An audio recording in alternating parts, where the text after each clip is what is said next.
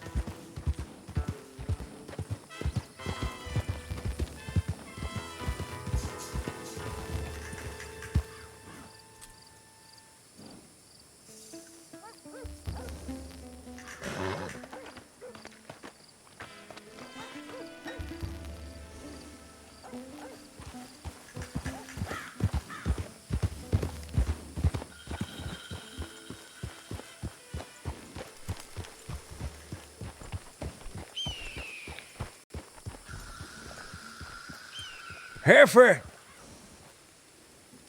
Jefe!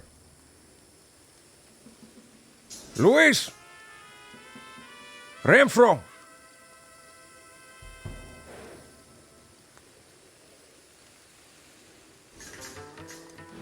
Is anyone here?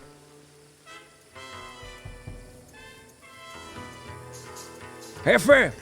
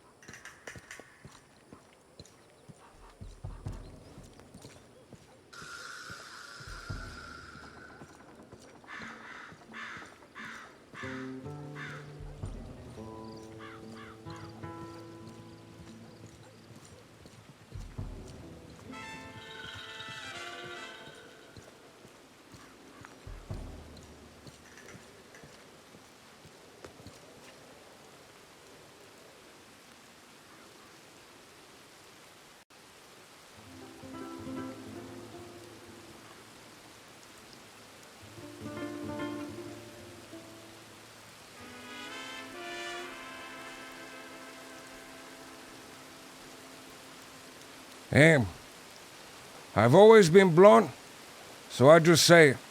Everyone is dead. I don't know why you came back, but I left you some things that may help. I'll keep in touch. Your old friend, Renfro.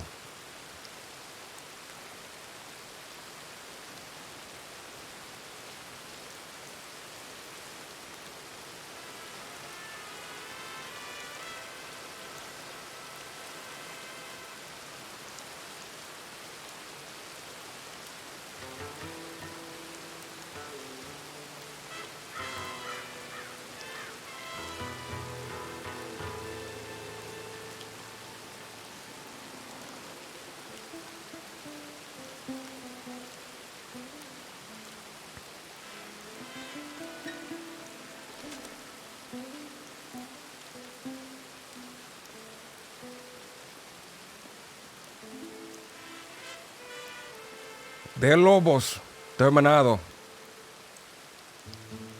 The events of March 11th, 1901, at Fort Mercer, have led to the dissolution of one of the crossing's most notorious gangs, the Del Lobos. Negotiations were headed by Senior Deputy O'Neill and Robert, Sheriff Lewis's support. As discussions began, O'Neill pleaded with Raul Sanchez and 7 other Del Lobos to take him in peacefully. With the SCSD personnel strong, it could only end one of 2 ways, and the Del Lobos saw this as their last stand.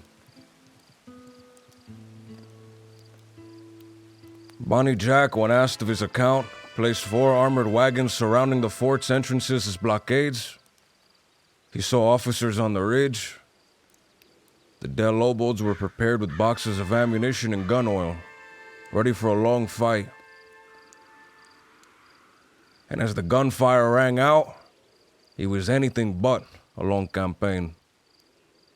The bout was fast, as bullets flew far off in Tumbleweed and Armadillo, The brave medics of the SCDH sat waiting to get to work, ready for the stress to come.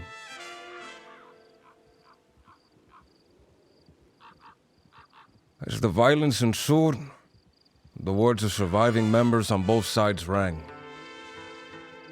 The fires of freedom cannot be smothered, stated outlaw Bonnie Jack, after having lost 4 of his allies, Burro, Enrico, Felix, and Raul, all confirmed dead by the SCDH. In rebuttal, Senior Deputy O'Neill said, their idea of freedom was the tyranny of the common folk. Many SCSD were injured in combat, but this bloody punctuation has provided a peace in the crossing for now.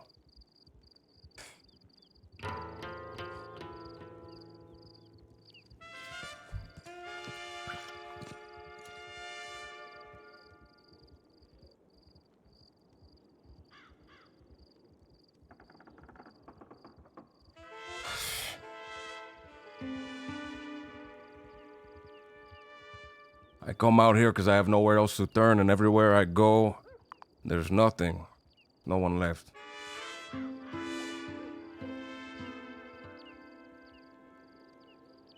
But my family needs me.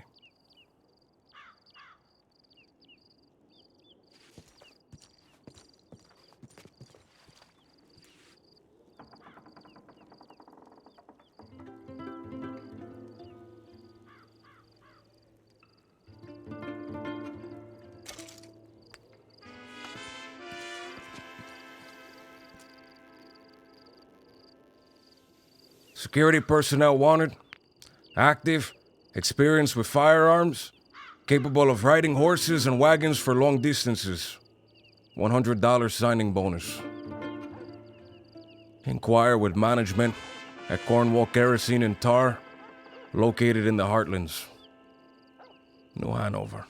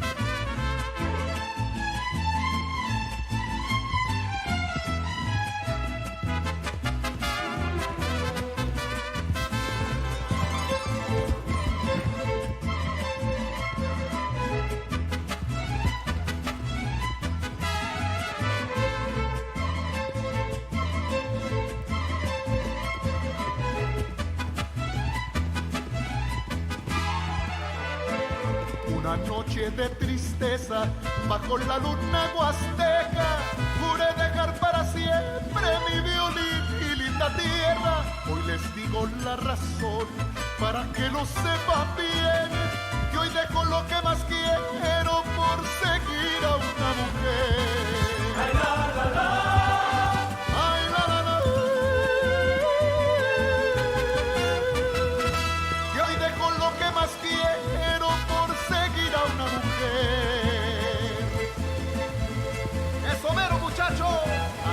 en la Huasteca Potosina.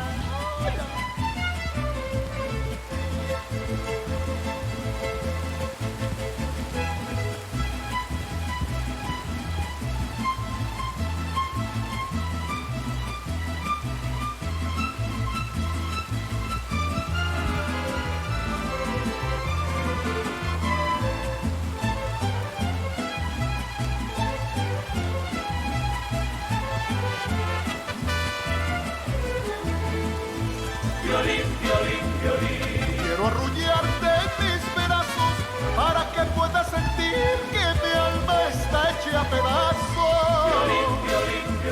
Perdóname para siempre, pero te voy a dejar y borrarte de mi mente. Eso de mi sol de México.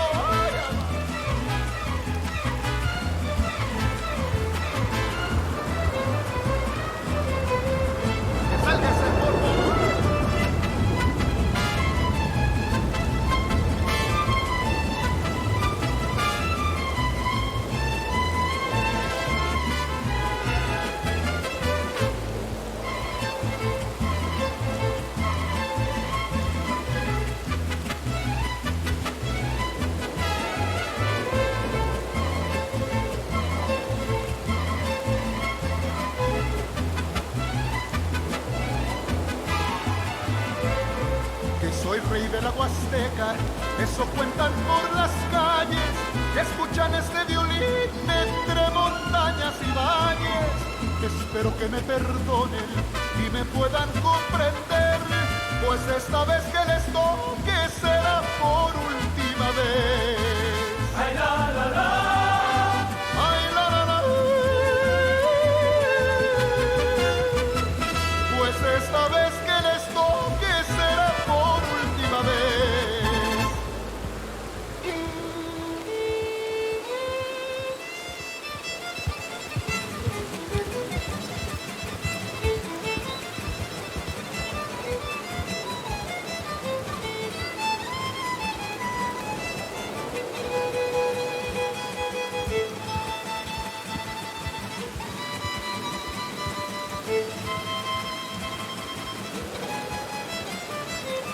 Eso mero, Castro.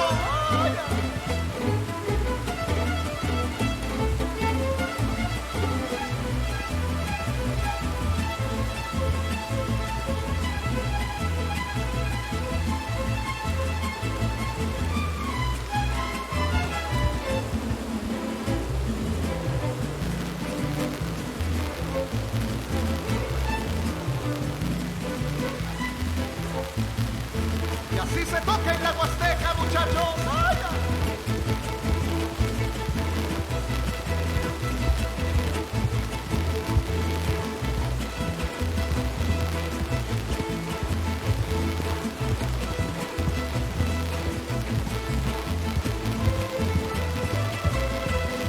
Y puro sol de México, sí señor. ¡Vaya!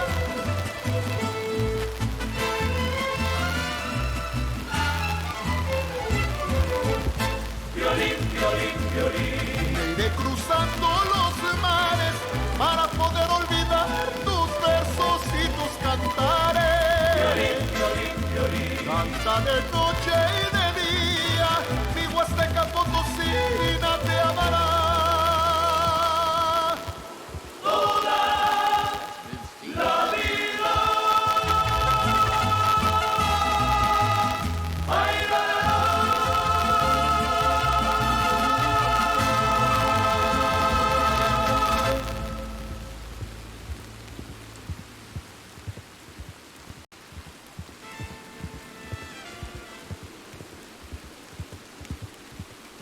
What's going on, everybody?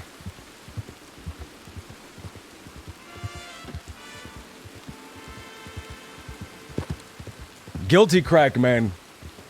Thank you, dude. I don't know why the thing is not loading. Let me reload the overlay.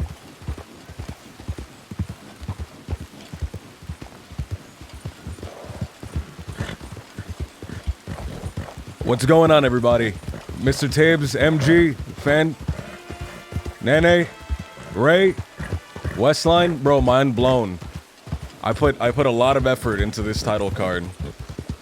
I wanted it to look like a spaghetti western title card. It's hard to see at night. It's hard to see at night because the text is black. See if I can like just get it up. But I tried to make it like the title cards from the Sergio Leone movies. If you look closely, I don't know if it came off, if you guys could actually see it, but the text like jitters, like it's drawn on every frame, and that took way too much time. That took way too much time to set up for something I don't think everybody noticed even. But I wanted it to flicker, like it was drawn on the frames, like in the Sergio Leone movies, and also the really cheesy transitions where they swipe off screen, fucking completely taken from the Sergio Leone movies.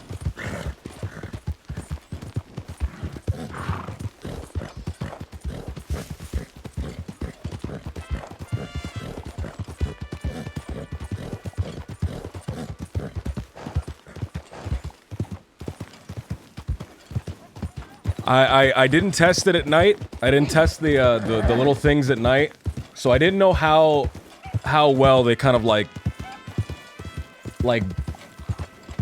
stood out from the background. It doesn't seem that bad, but I tested it. Every time I tested it, it was in the daytime. Little J got time. He's in Sisika. He's gonna be in Sisika for like a day at least.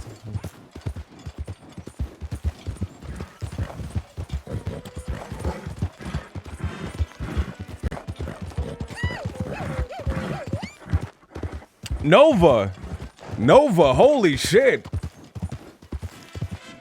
Nova, thank you so much. 5 gift subs. Nova. Thank you, Nova. Man, I'm excited to see the little Jimothy stuff. This is not gonna take precedence over that. I still want to do the little Jimothy stuff. This is just for when there's downtime on the Jimothy stuff. Dude, this is your new character? Yeah, this is just a side character from when there's downtime on Little J, on my Little J character. It's an old character. It's an old new character. An old character that I'm bringing back. Old Del Lobo. Like OG Del Lobos. Like, he used to ride around with the original Jefe. Jesus, the original Jefe. Not a day one Del Lobo, but one of the OG Del Lobos, definitely.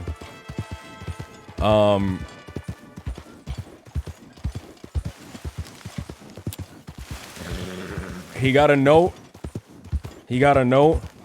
from Renfro. Renfro was an old friend of the Del Lobos. Not quite part of the Del Lobos.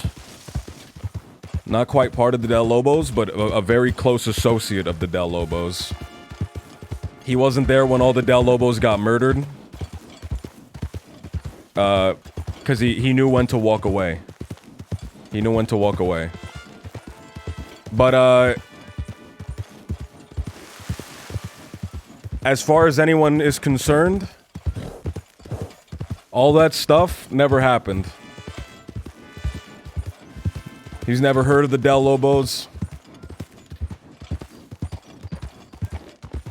He's never seen a Del Lobo.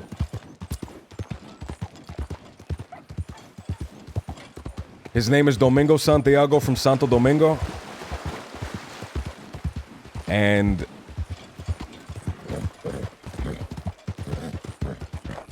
that's his real name. Don't look into it any further.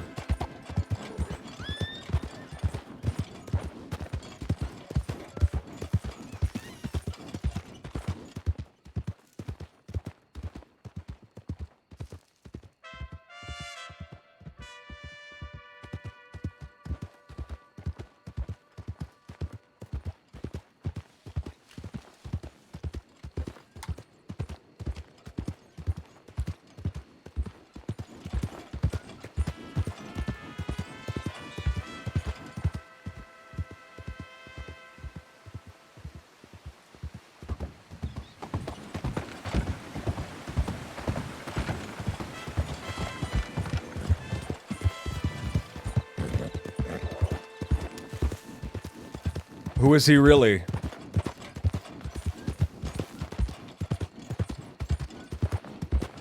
Whoever he might have been in the past, it doesn't matter anymore.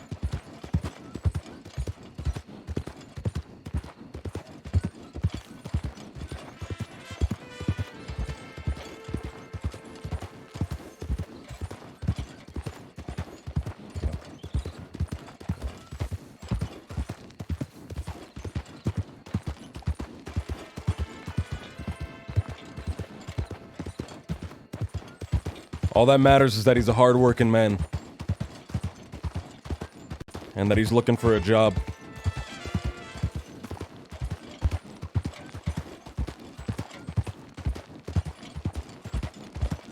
He's promised his family to give him 1 month. And in 1 month, they're all gonna come with him. He just needs to make some money to arrange everything.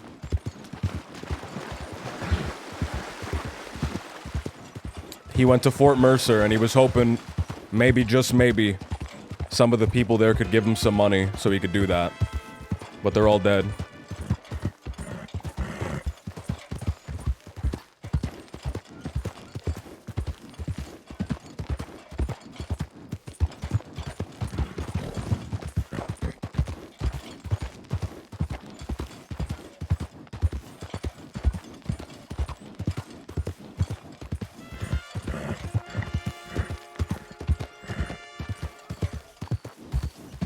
So his children are staying with their grandmother, his mother-in-law. And they're gonna stay there for 1 month, and then he'll take them. And everything will be fine, he just needs to make a little bit of money. And once he makes a little bit of money, they can all come and join him. He'll have a house, he'll have a good job, and they can come and they can join him.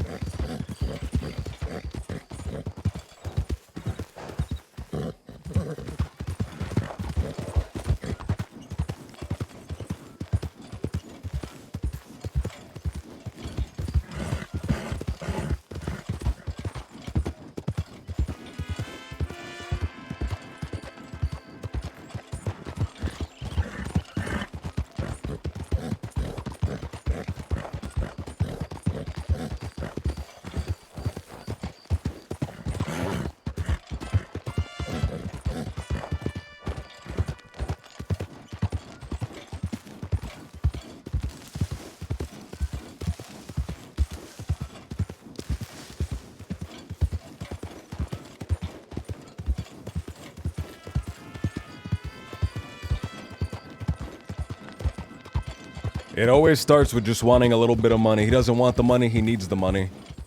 He needs the money. He can't stay, he couldn't stay in Mexico anymore. And it's safer if everyone... It's safer for everyone. He needs them to come with him. He needs them to be up here with him. He just needs time. He needs it to be quick.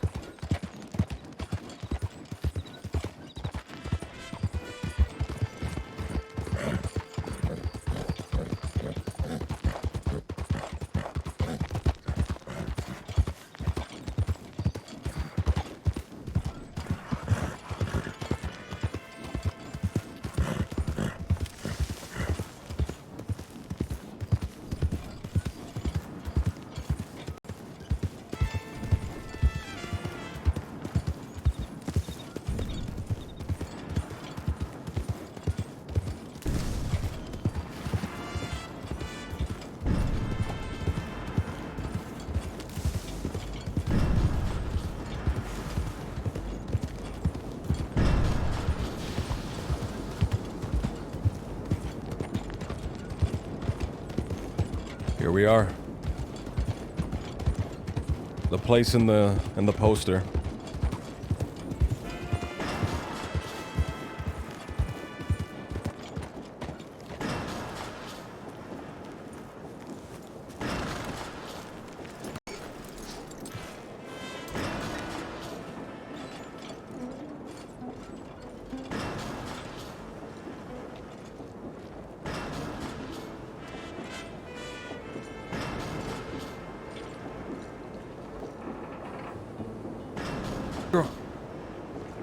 Perdóname, excuse me. I have a poster for a job listing for here. Do you know who I speak to? Inside? Yes, sir.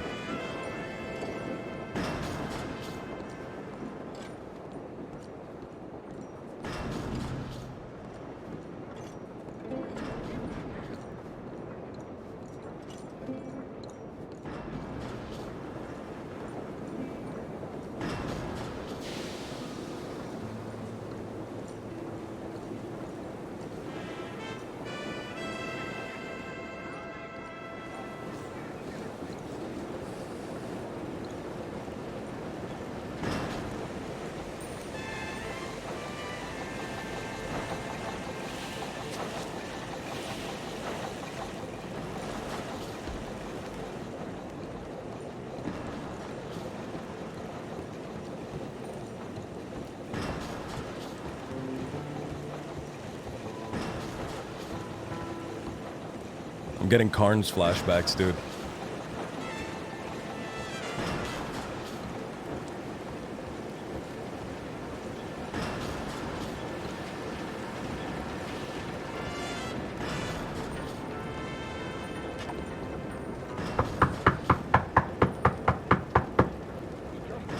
Just a minute. All right, come in. Buenas. Senora, I have a poster here. Inquiring about a job? Not the representative from the Jameson Mining Company. No, for security. Here. Let me see that paper.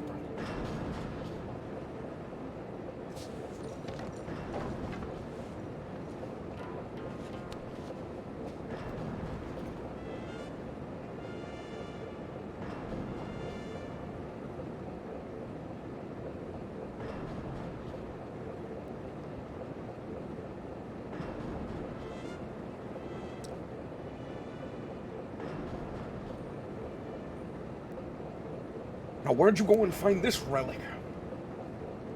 It was given to me. 1900? Is the job no longer available?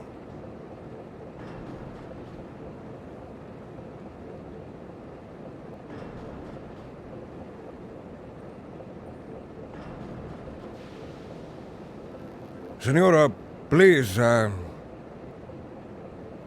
Officially, we're full. I can't put any more workers on the docket. I've hired as many people as we can legally hold. Senor, please, I'm very good with a gun. I have a lot of experience riding horses. Well, do you have any past experience working security and working for an oil company, a kerosene and tar company? Not for an oil company, but I have past experiences with guns, with firearms.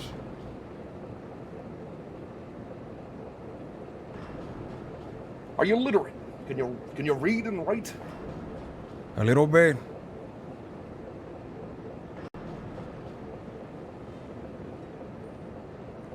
No At least prior experience?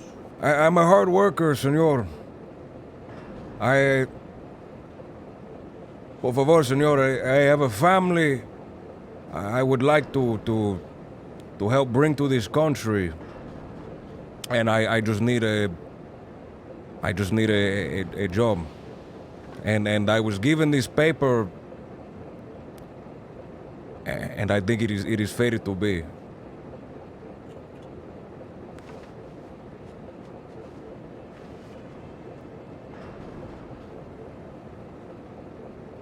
A family, hmm? Yes, two children, and my mother-in-law as well.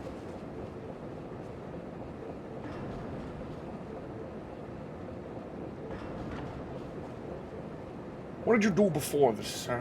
What's your name? I haven't even got your name yet. My name is Domingo. Santiago. I'm from Santo Domingo.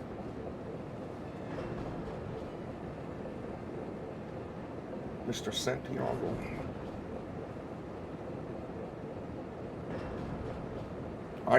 I feel for your plight. I do. A lot of people come to me on the daily with families to feed, asking for raises. You got no prior experience, Mr. Santiago. You say you're good with a gun? Yes, sir. I have to take experience you at face riding. value for that? I can prove it. Somehow.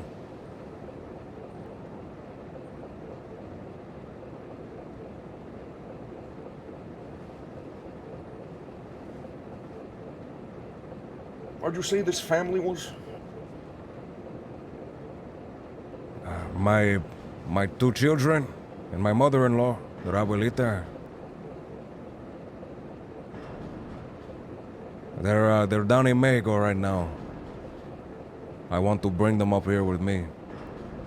I promised them it would take no more than a month. I just need to make some money to bring them up here.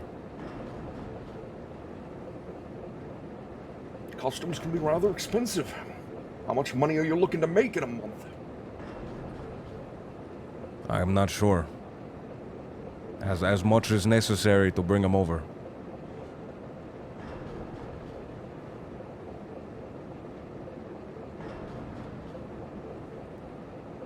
Do you know what contract work is, Mr. Santiago? A contract, yes. Yes. I'm referring to contract work. So, what you would be looking at is I would ask you to do jobs. Maybe not jobs that are typical of a position here at the company, but I would ask you to do them. And you would do them at your own liability. What do you mean? Simple jobs. Perhaps I need you to pick up a shipment of coal over at Jameson. But let's say you, someone I haven't been able to vet, to background check, who has no prior experience, you run someone down in that car. Well then, you face the full legality of that situation on your own. Do you understand? Yes, sir. I understand.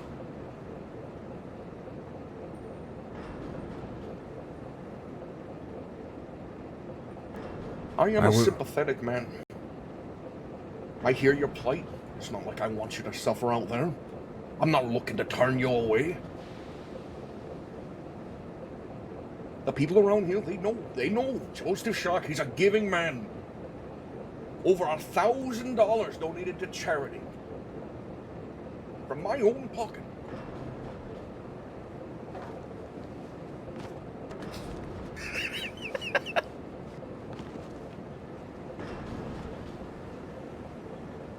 I want to help you out.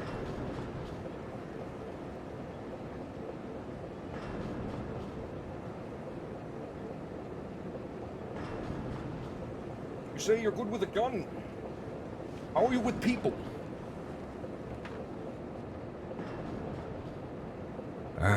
I can get along just fine.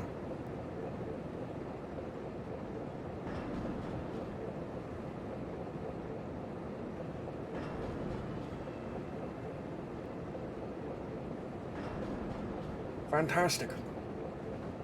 Let's consider this a test. Since you have no resume, you have no prior experience, this is how I'll decide the measure of your man. Inside this envelope is 350 American dollars. Now, normally that would be just enough to buy the 5 carbines I need and the crate to carry them in. You, sir, I'm going to give this money to. You're going to go down the roads, down to Ansburg, down to wherever you need to go. You're going to find the gun dealers, and if you can work out a deal to pay less than this amount, You can keep all the change. And if you get these guns here on time, I'll pay you an extra $20 on top of that. 5 carbine repeaters. That's what we need.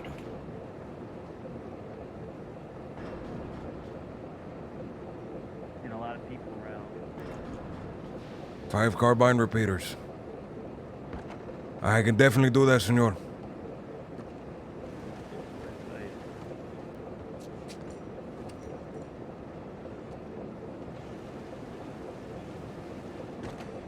But listen to me now, Mr. Santiago. If you assume this to be an easy payday, and you try to run away with this money, it is not the law we will send after. It is the Pinkertons. Leviticus Cornwell and the Pinkertons have worked side by side for years.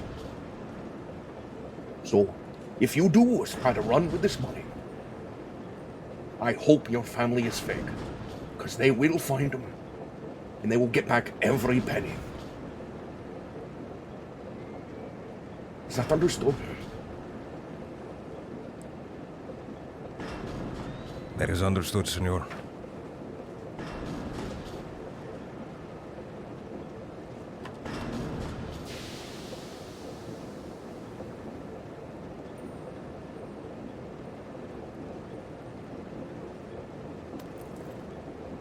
Gracias. Like I said, try to find the best deal you can.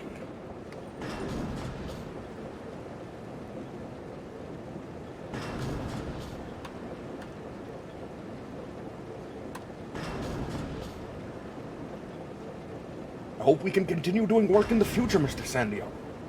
And I hope one day maybe you can come in and show me your lovely children, bring them to work. If on your way out you see a representative from Jameson's mining company over in Ansburg, would you kindly direct them up here? Yes, senor. I can do that. All right. I hope that our future can be a lucrative one, Mr. Santiago. Have a good day. You as well. Thank you, gracias. Thank you for the opportunity, senor. It's my pleasure.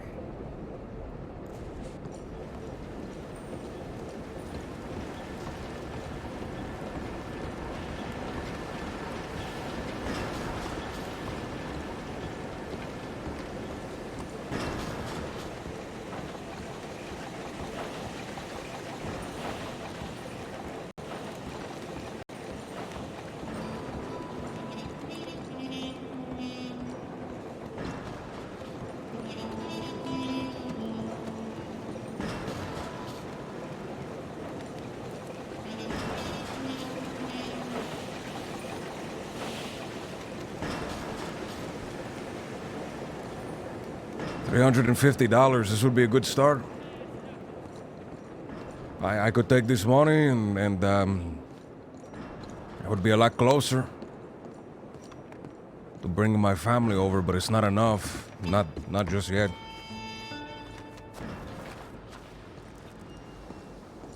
And he was talking about the Pinkertons. I've ran into the Pinkertons before. Very mean group of people.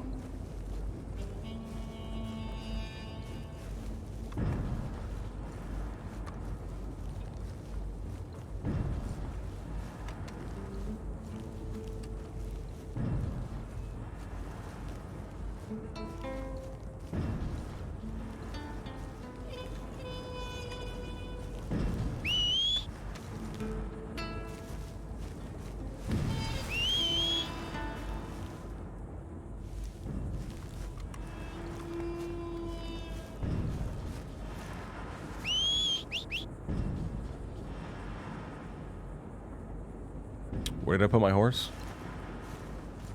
I don't know where I put my horse. I think I heard it. There it is.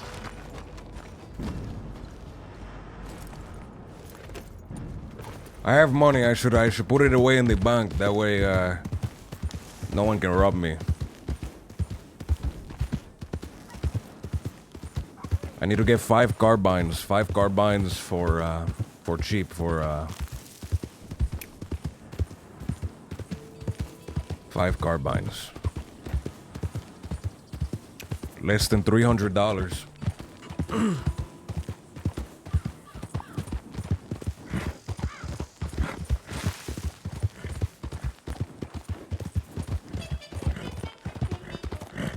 Man, I just wanna say this fucking soundtrack is awesome.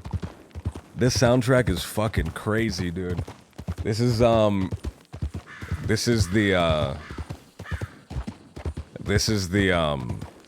soundtrack from the Mexico. Pretty much a lot of his soundtrack is the Mexico section of Red Dead 1. That's what makes up most of his soundtrack. The mule, he's riding a mule, by the way. This is the closest I could get to a mule. The mule's name is Papito. It was very brief. Most people probably didn't see it, but in the box on the back of his horse, that's all the stuff that he brought along with him. In the box on the back of his horse, he has a deed for the mule. I looked at it very, very briefly in the beginning. He bought it from the Armadillo stables when he arrived.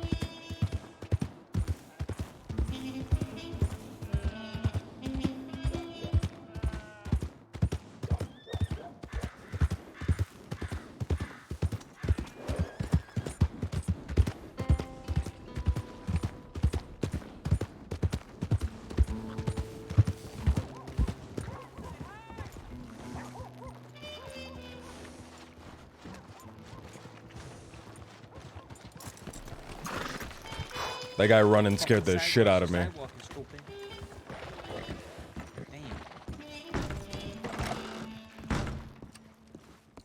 I would love if there was a Mexico expansion on this game.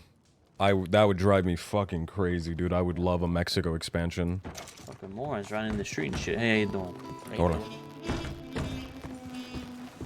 I should probably not use hola. Hola, I think hola is like a meme. People overuse the word hola, like non-Spanish speakers. I should use some different terms. Buenas. ¿Qué lo que? ¿Qué tal? ¿Qué onda?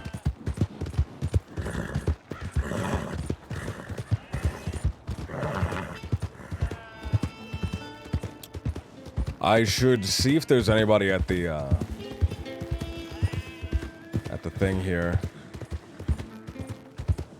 Your mule needs the short spiked mane. You're right. You're right, actually. Because it needs that like donkey mane, right?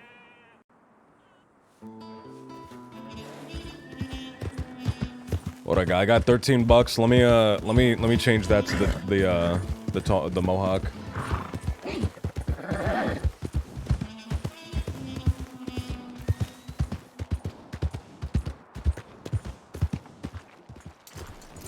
Do you have a Spanish family? I'm Puerto Rican. My Spanish is really bad though. I can understand Spanish as long as people aren't talking too fast, and I can speak a little bit of Spanish. But my Spanish is not great. It's not really good. So if somebody comes in and starts flexing on me and speaking in Spanish to me, it's gonna fuck me up really hard.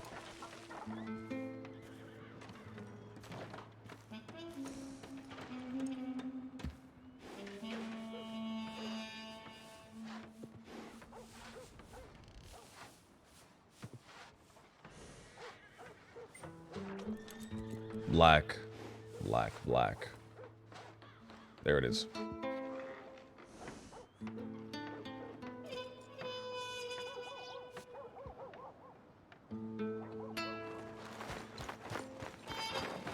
Use ¿qué pasa? ¿Qué? You mean ¿qué pasa?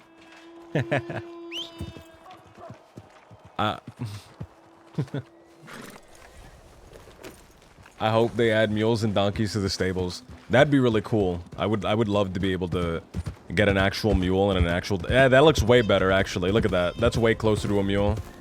That's way closer to a mule. I gotcha. Thought as much. You aren't butchering the words. Doing a great job.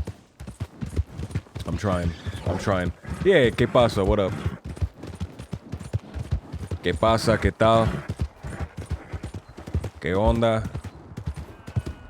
There's another one. There's another one that I remember people telling me. I remember people saying to me, but I don't know. I don't know what it is.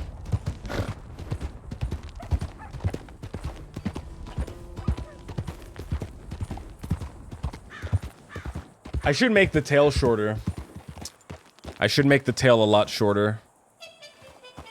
¿Qué pasó?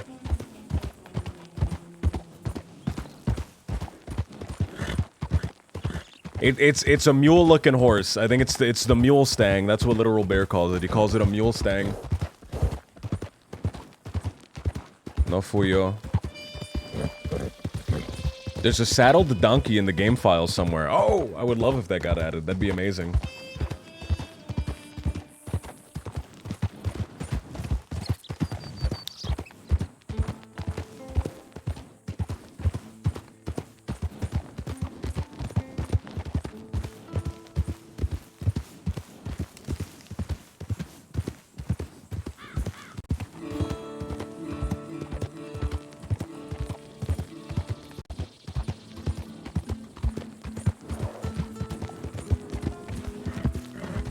We have them in PRC. Never has one though. Never had one? Or...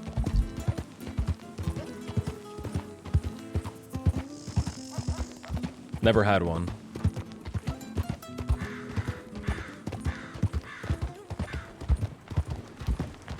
I think a donkey is a little too small. I think a donkey's kind of memed out for this character. I think it'd be cool for like Dina to have a donkey. She always rides that donkey around. But I think that like a mule, like a saddled mule would be awesome. I would love a saddled mule.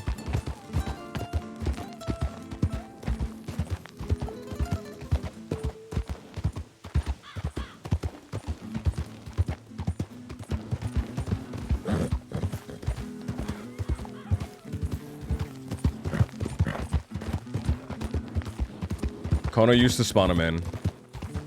Donkeys are unbearable in this. So noisy, it never ends. They make that little bray sound. It's a bray, right? They make that little bray sound. Hee-haw! Hee-haw! Like, I regret doing that. They make a little bray sound like that. And, they just don't stop. They don't knock it off. They don't knock it off.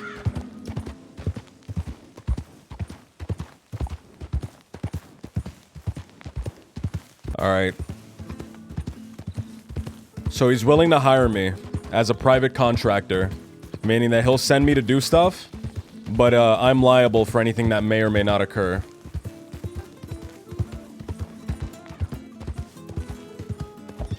Oh.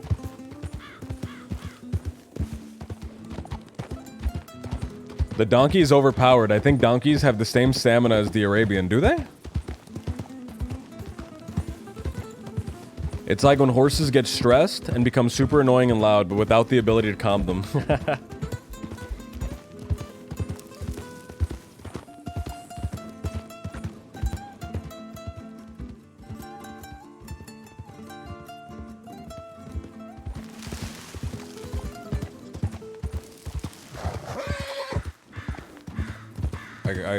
I didn't turn. I was looking at chat. That's a smart businessman. He's willing to do contractor work. He wants to make me a contractor.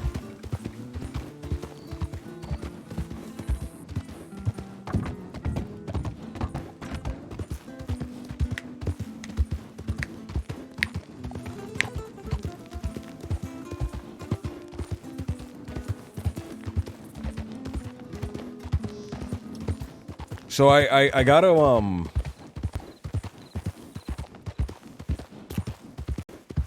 I gotta get these guns. I gotta get these guns. And if I can get them for cheaper...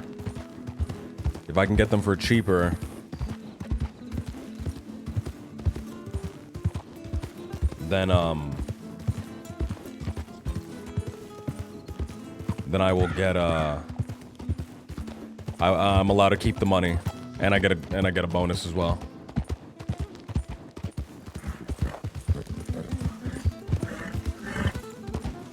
Thanks to the Discord, I figured out you were live, but damn phone didn't tell me. Oh man, I'm glad.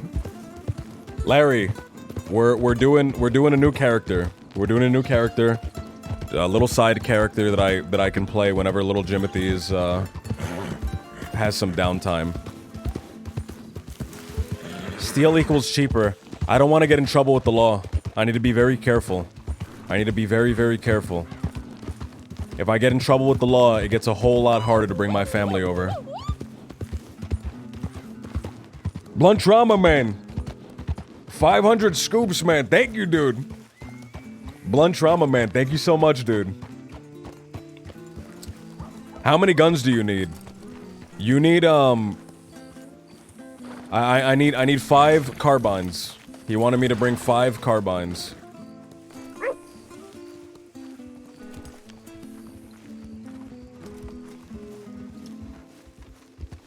Good day.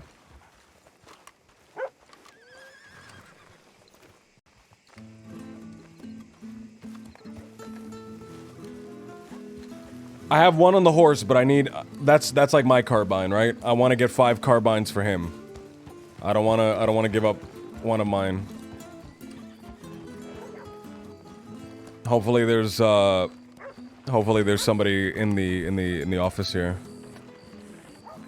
So what's his voice? It's something like this. I need to get better with it. I need to get better with it.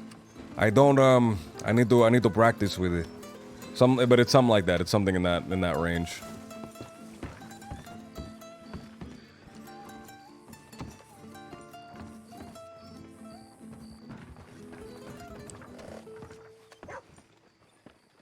Hello?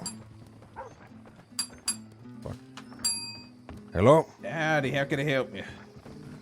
I'm looking to purchase a couple of firearms. Yeah, alright, what you looking for? I'm looking for 5 carbines. I work for the oil company, Cornwall, Kerosene and Tar, around the Heartlands. Alright. 5 carbines.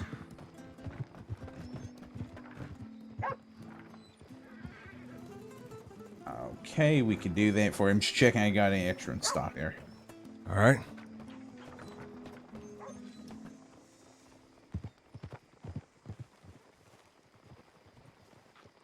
Flood is back. Did you want ammunition with that? No, the ammunition shouldn't be necessary. Alright.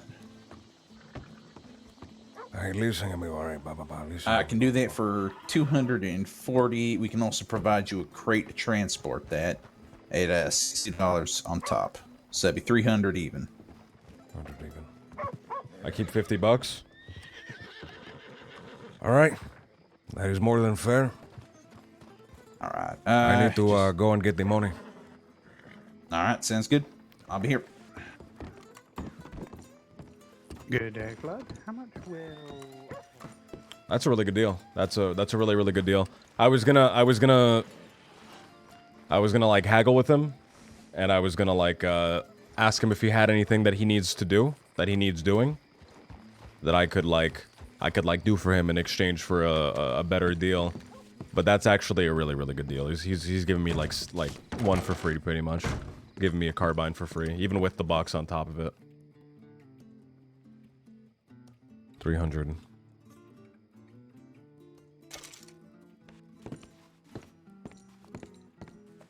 German. I'm trying to make this is a Spanish little guy. Do I sound German? Shit. Hey, mira, senor. I'm here to purchase some guns for the oil company. I'm working for them, and we need a shipment for the security down there. To people about 16 different things every time I stop talking to them. Yeah. But I need to show you something in a second. I can take the money right now and I'll get it all bundled up for you. All right.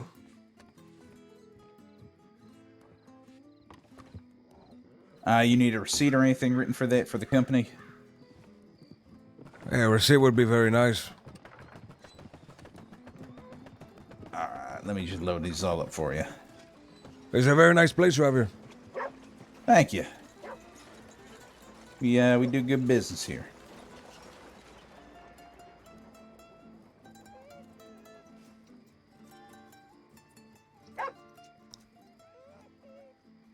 And then we're gonna get fifth one here. Sorry, just gotta grab my keys.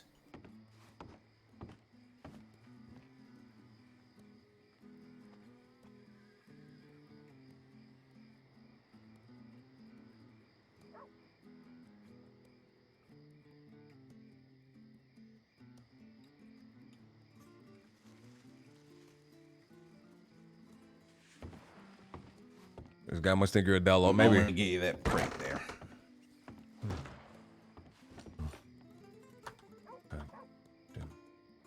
Buenos. Howdy.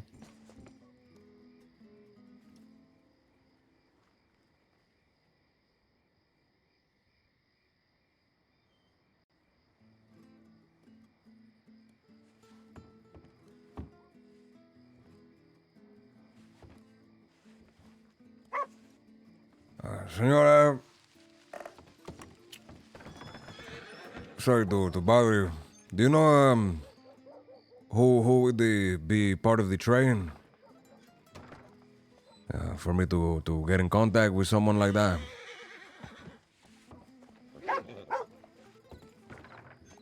The train? You want to talk to Ed Gretchen? She's a conductor. All right, Ed Gretchen. Okay. Do you know how I get in contact with her? I can get your telegram after I'm done your receipt here. All right. I don't have a telegram number up here. I would need to get that sorted out.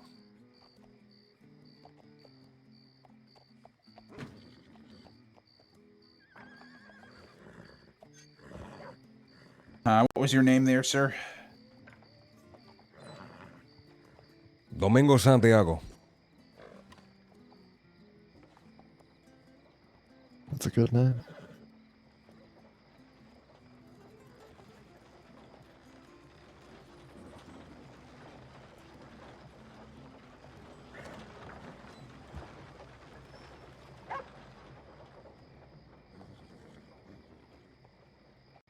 Now, how do you spell the first part of that? Just so I get it crystal clear.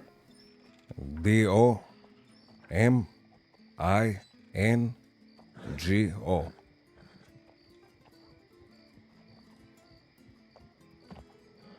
All right. Larry, man, And don't the worry, man. surname Larry, we all there. love you, Larry. Santiago. Santigo.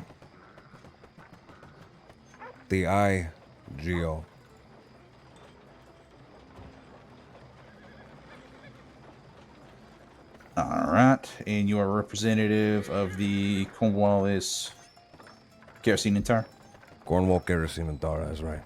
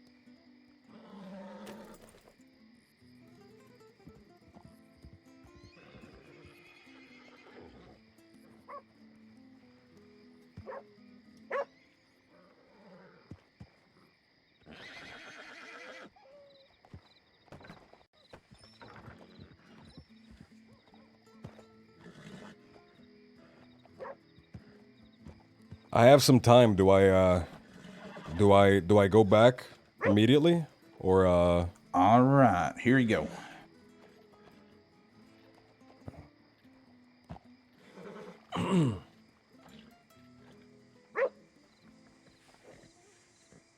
It's fine if you just put it in the box with it, everything.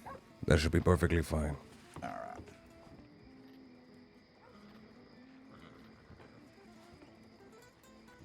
Instead of alright, say orale. Orale. You could try saying Simon. Simon? Simon. All right. I'll set this right back here for you, or right here, I guess.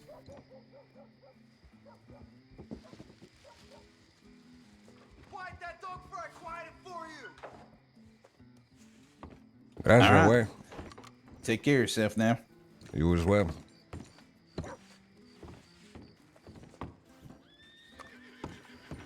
Let me just make sure that everything's here.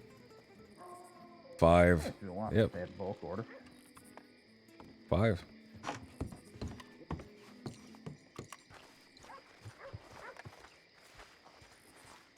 Guys, he's Domingo Santiago. He's from Santo Domingo.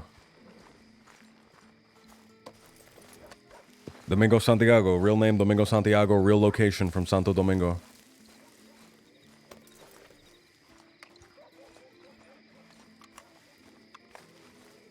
I don't know what my horse is.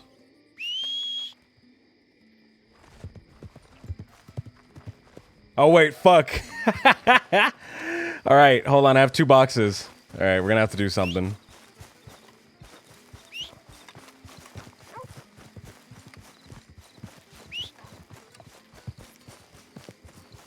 Graham, does he know how to shoot? Yes. Yes, he knows how to shoot.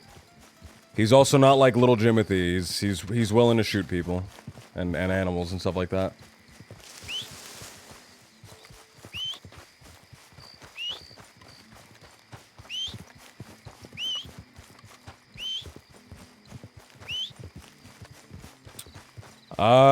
I'm looking for a location to hide this at.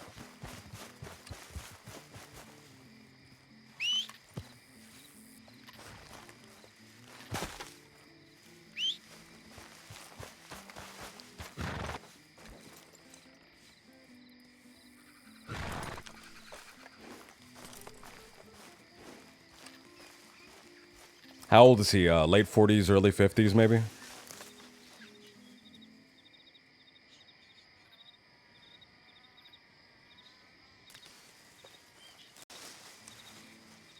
Alright, this is all of my worldly possessions, so I can't lose this. This is everything I own. It would really suck to lose all of this. Alright. I gotta find a place to stay. I gotta find a place to stay. A location.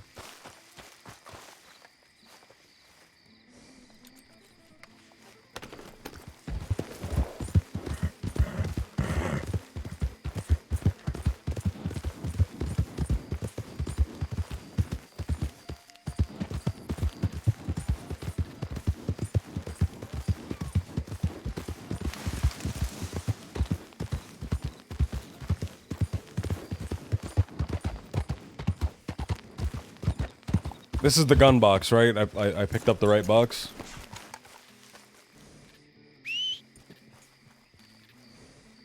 Yes.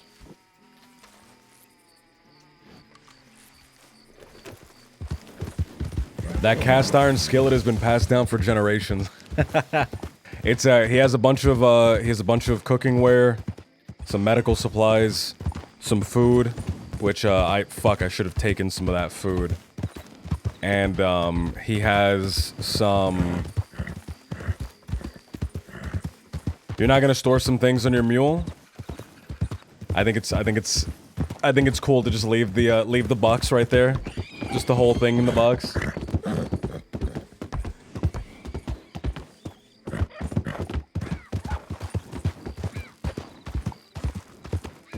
So what's his lovely boy's name? He's Domingo Santiago from Santo Domingo. That's his name. That's where he's from. He has no other name. That's his real name.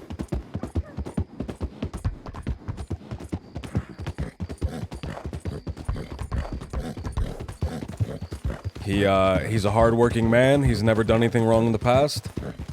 He just wants to provide for his family.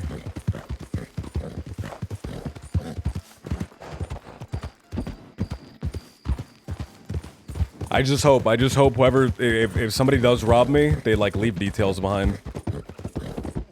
That I can get a little bit of a hint of who robbed me. It would be really easy to just show up, take the box, and run away.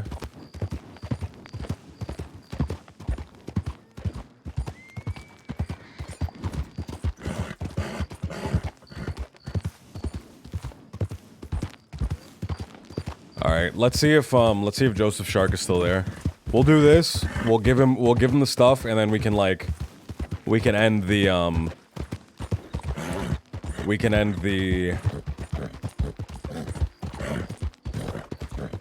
the workday, and I can go out and I can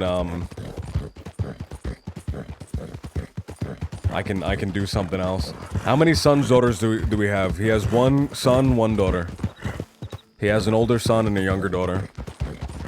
Ages are gonna be left very ambiguous, just because if I want, in the future, if something bad were to happen to his children, they can't be actual children because that's against server rules. So their age has to be kind of ambiguous.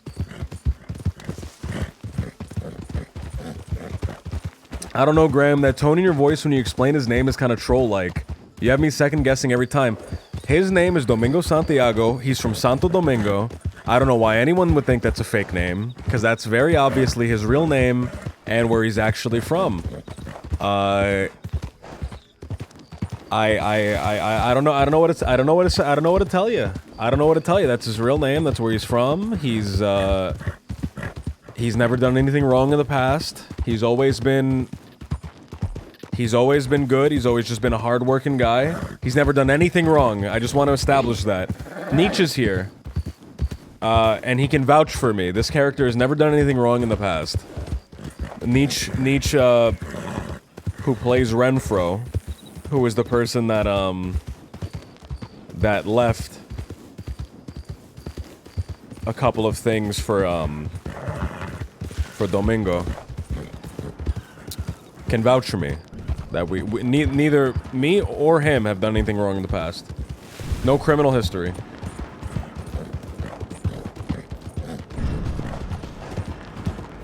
I hate you, always messing with us.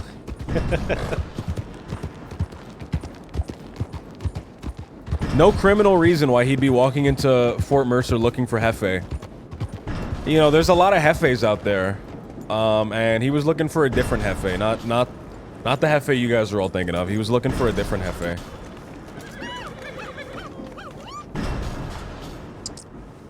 Hey, Carlsman! What's going on, dude? Carlsman, thank you for the gift sub, man. Thank you.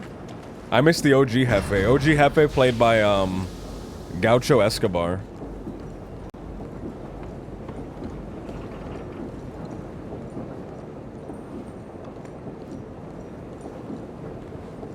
Let's go up the front way.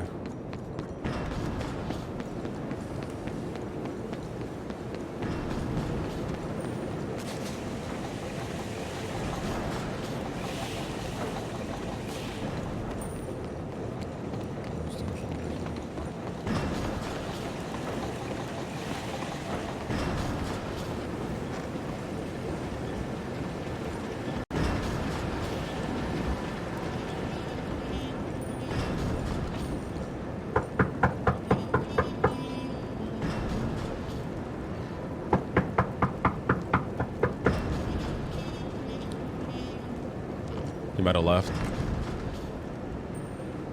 Yeah, he's gone. Alright. Well, we're gonna store these, somewhere. We gotta find, like a place to store them. Downstairs is a little office. We can store it at the office, most likely.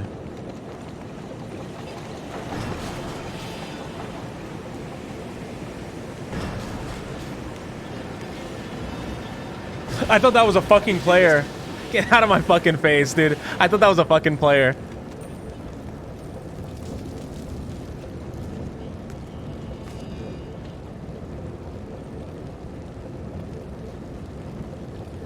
I a fucking box NPC. The one place in the whole crossing there's a box NPC. Oh, you guys know where the animation is from now. Storage.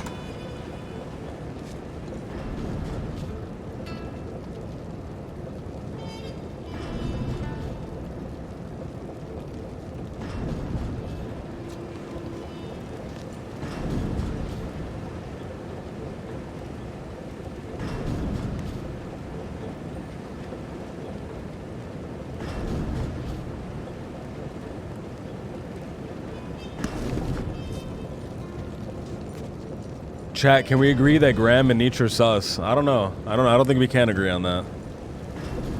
Can anyone else see your storage? Storage, no. Personal storages nobody can see. Boxes anyone can access, but personal storage is a you only thing. Only you can access it. Prism Light, thank you for the follow. Prism, thank you.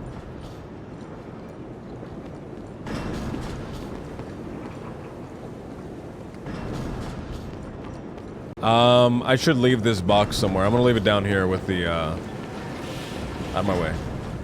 I'm gonna leave it down here with the rest of this stuff. We're gonna leave it amongst the other boxes so that nobody knows that this is an actual real box and they just think it's one of the many boxes here. Look at that. Camouflaged. Alright, let's go back and get all my stuff. 2 billion IQ. Let's go back and get all my stuff. That's my first contract. I made 50 bucks and I might get a $20 signing bonus. Now I gotta look for a place to stay. I'm not gonna be able to afford a house just yet. So I'm gonna have to find a place with a room that's open that I can rent. The hotel, maybe?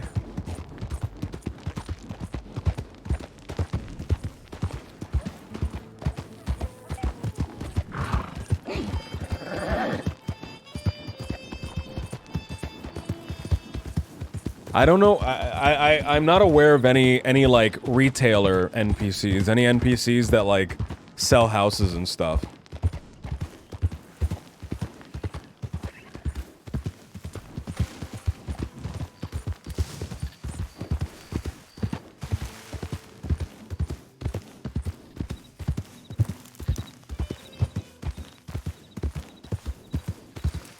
I know a long time ago, like a year ago, there were some people that like tried setting something like that up, but they don't play on the server anymore. They kind of stopped very quickly. Could crash at a camp and save some money. I gotta find a camp, then. I think a room, an actual room would be preferred if I can help it.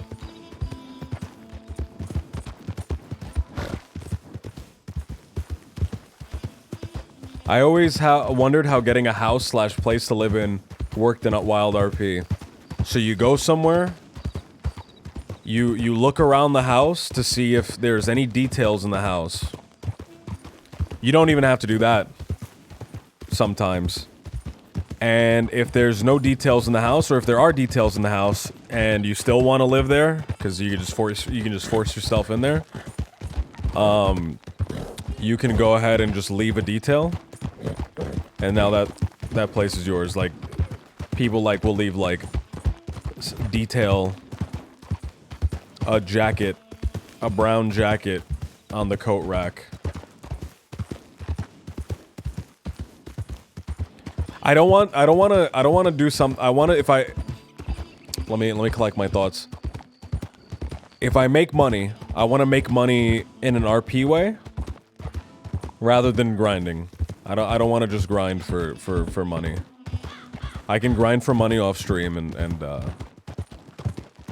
kind of get myself like some cash to carry around, which I'm gonna have to do. I have some ideas for this character that I would love to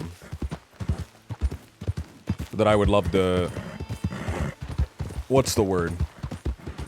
I have some ideas for this character that I would love to do, but I need money for it. I want to set up like little things that have the potential to be cool action scenes. Cool action scenes that are like meant for civilians to be participating in. Because there's not a lot. I've been talking about this for a long time, but there's not really any at the current moment. Like action roles that a civilian can fill.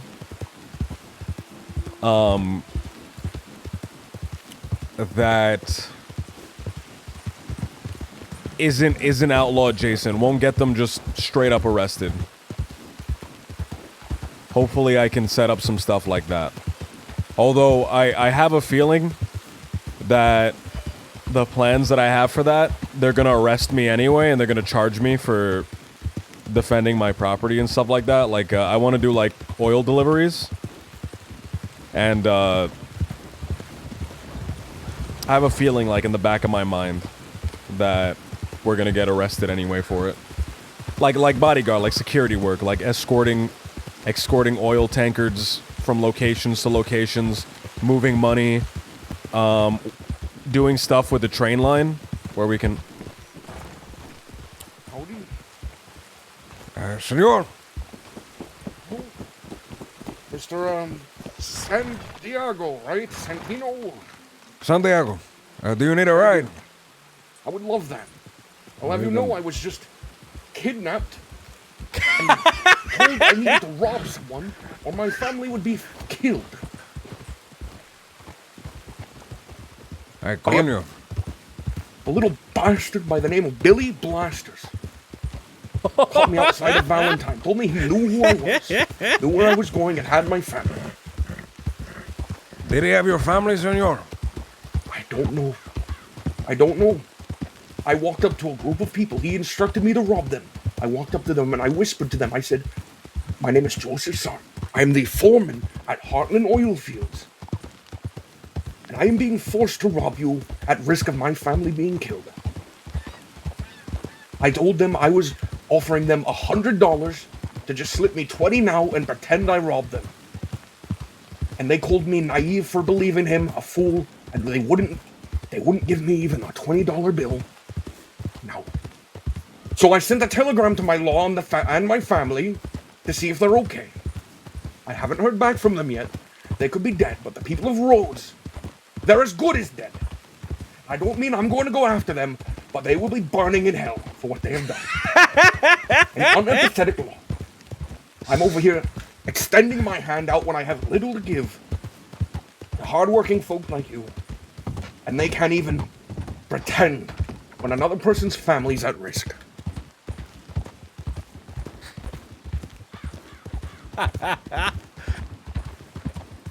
There's a special place in hell for them. Those with so little empathy that they look down on a man trying to protect his family. That is a shame, senor. The state of the world today. Not only that, but the little bastard, he rode off with my father's pocket watch, my last memento of him.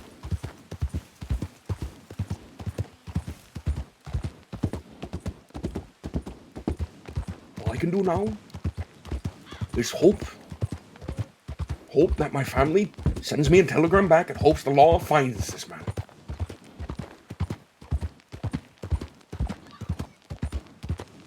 I tried to hire a gunslinger, a man in Rhodes. I went to the gun shop. I asked him. I asked the man who runs the place. I said, "Well, do you know any gunslingers?" He directed me to a man named Morgan. Morgan said to me, he said, "I'm too busy, fella, but here." And he handed me a cattleman and his knife. He said, "You can tell the guy you robbed me." Morgan's a good one. I'll give him that. I need a gunslinger.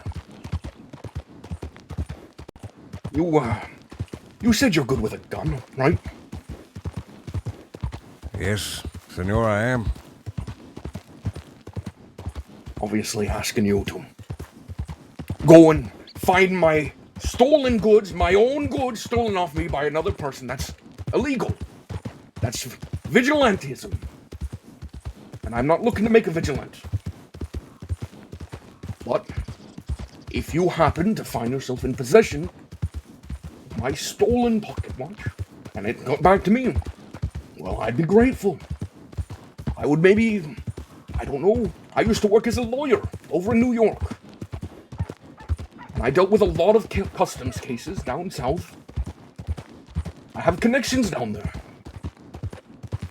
I could start the process quickly. Expedite it even. A month. Well, that's difficult, but not impossible.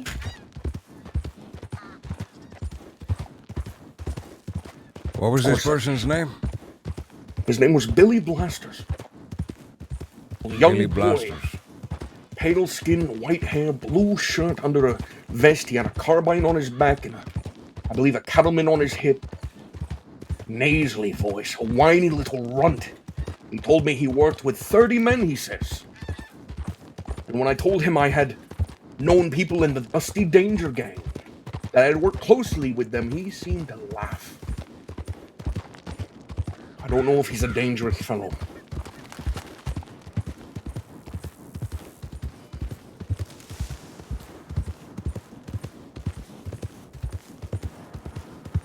Regardless, I've already sent the law. I've already sent a telegram to the law explaining the situation.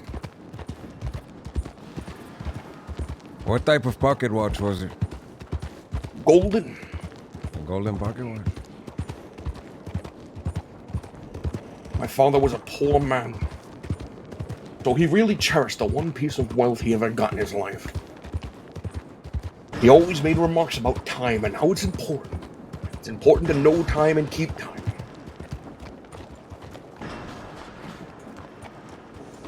Well, I've prattled on about my day. Were you able to find someone who is willing to perhaps procure that shipment? See, yes, I have the guns downstairs in the building here. You've already got it. I have. I was expecting you to be searching all day. It's expedient work. I put it in the office downstairs. We're about there's so many crates around here, I can't tell what's new.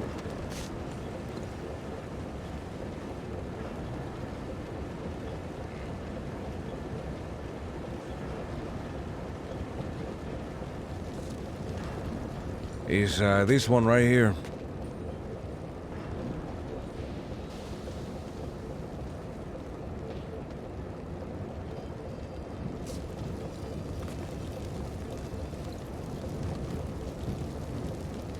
Just look at that.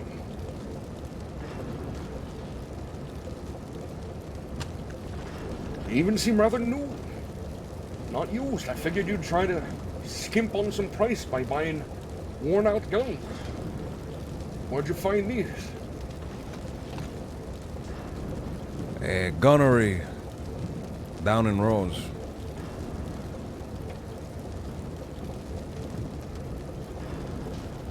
I don't imagine they'll be giving you many sales after today.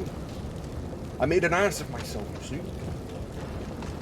One of the women down there, one of the ones I was instructed to rob, she said, "I almost died today, so would you kindly fuck off?" I looked her dead in the eyes and I said, "Well, I wish you did die, you vindictive bitch." Well, I don't assume we're going to be getting along from this point. She seemed like a cherished member of the community. But I had a lot going on. Oh, right, the payment.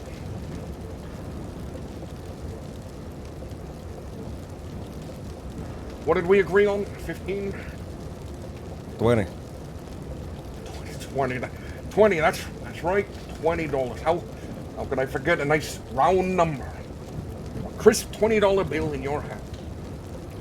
Did you manage to save any of that for yourself, or did a pick up this quick cost you every penny? I saved about $50. The receipt is in the box there. $50.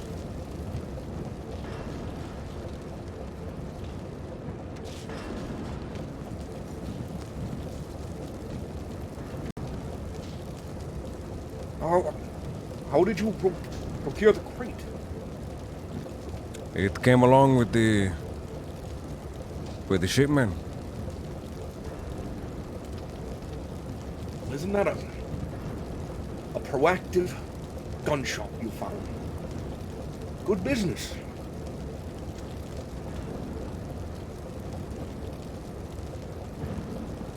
You did a good job.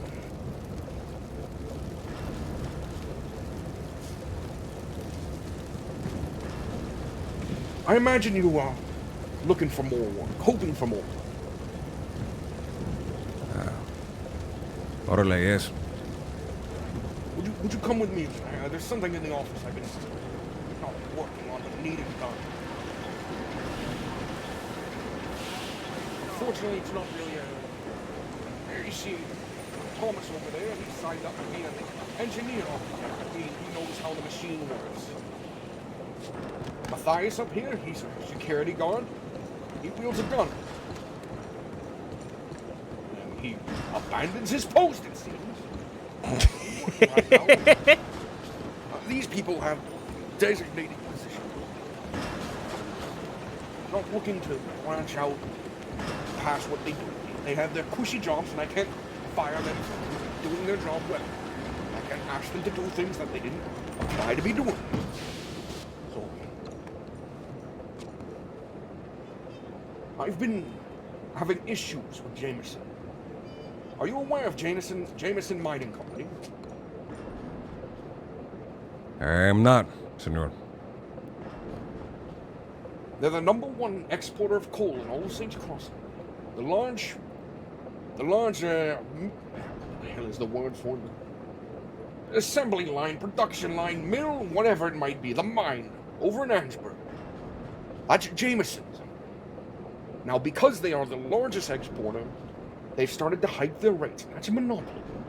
They're trying to cash in a monopoly and take Leviticus's hard-earned money. What I'd like you to do, now if you could, most of their coal runners, these people who take the coal and bring it to us, are independently hired contractors, much like yourself. They don't work for Jameson. They have the cart, and they take it where it needs to go. Now, if their carts were slowed down, they would have less of a leg to stand on if a few shipments arrive late. What I would like you to do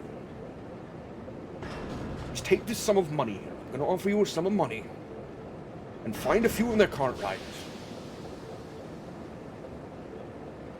I would like you to offer these cart riders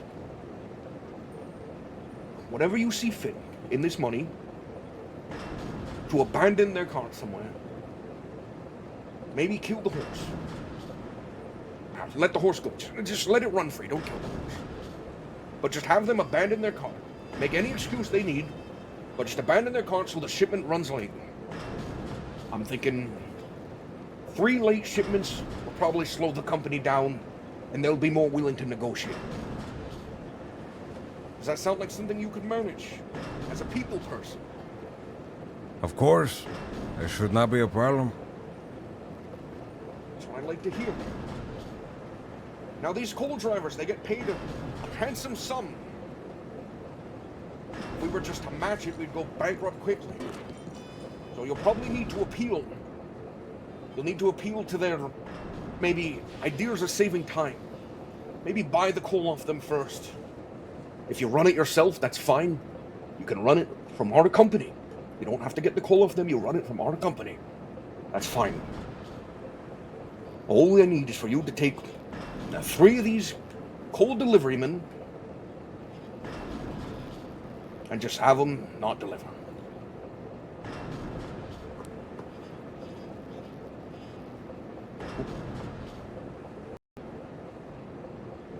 I'm going to give you $200 to offer the 3 of them. But you're going to have to do some negotiation with them. Some of these folk are driven.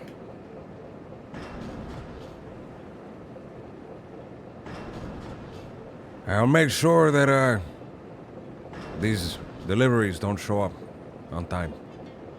if at all. Fantastic.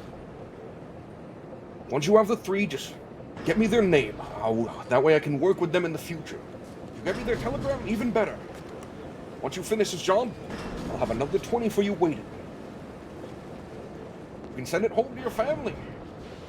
Start building up a fund. Well, go on, Mr. Santiago. Good luck. In the meantime, I have to get ready to talk to the law. If I see these Billy Blasters on my way to Ansburg, I'll have a conversation with him, sir. Legally, I can't advise you to do anything of the sort. Legally, I have to tell you to contact the law. But if you, as a people person, manage to get my pocket watch, I would greatly appreciate that. It would go a long way to helping your family. Thank you. Thank you. Good luck. Fuck. I'm starving and I'm thirsty too. I need to go get something to eat and drink. So I have 2 goals. I have an in-character goal and I have a meta goal. Right? I have an in-character goal and I have a meta goal. My in-character goal is to stop 3 shipments. Stop 3 shipments from happening. That's my in-character goal. Stop 3 coal shipments. My out-of-character goal is stop them in a way that's fun for the people that I'm stopping them for. Right?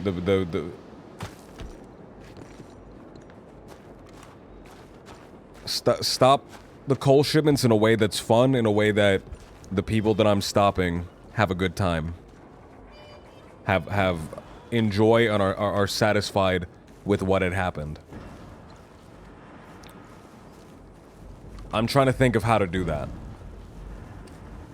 Shark gave me a he gave me a suggestion. He said buy the coal from them outright. He said buy the coal from them outright. And I can do that. I can definitely do that.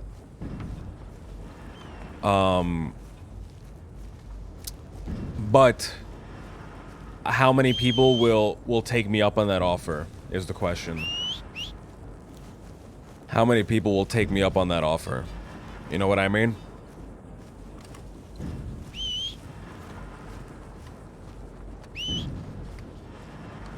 I think the delivery is not so crazy, right? The delivery is not so crazy long, I mean, that somebody would just take $60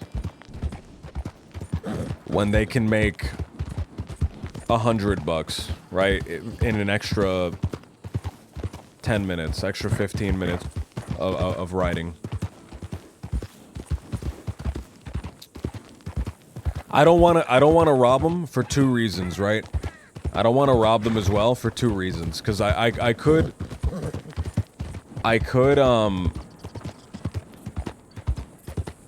people will tell me to fuck off. If I did that, people will tell me to fuck off. If I were to RP that the bridge was out.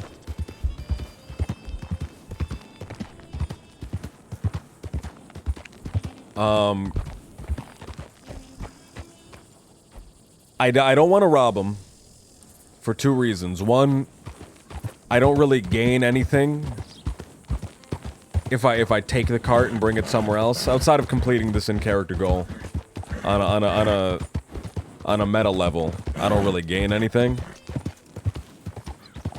Like on an out-of-character level, I don't really gain anything. I don't make $100. They don't make $100. It just kind of goes out into the wind.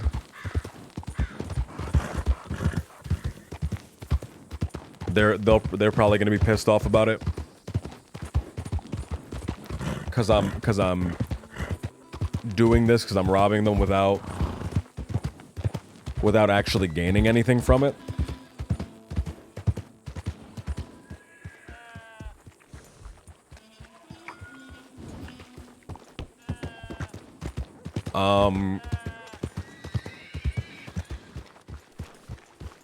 Is that Ed? Ed, it's Ed.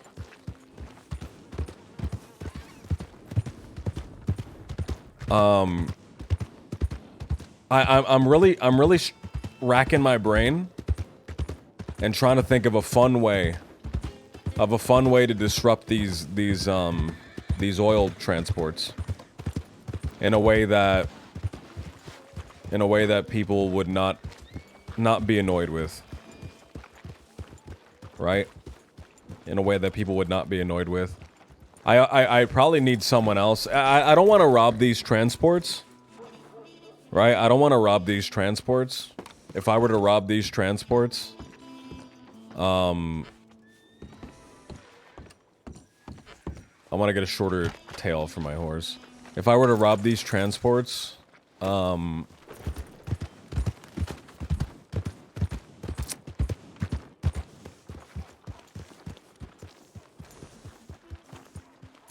the out of character reason. Two, the in character reason. I wanna ride that fine line, with the law, like without breaking the law straight up. Just to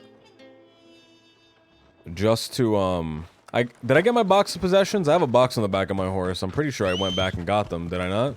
No, I didn't. What the fuck? Thank you for reminding me, dude. I completely forgot about my box.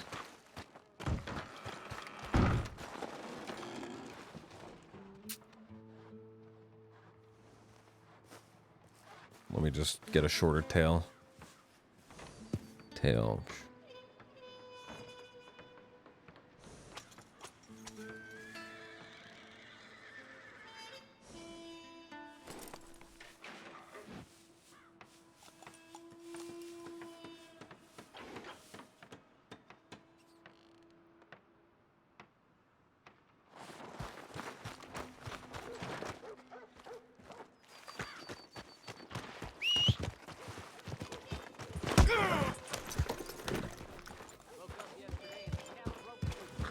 Let's go get my stuff. Let's go get all my possessions, all my worldly possessions in the world.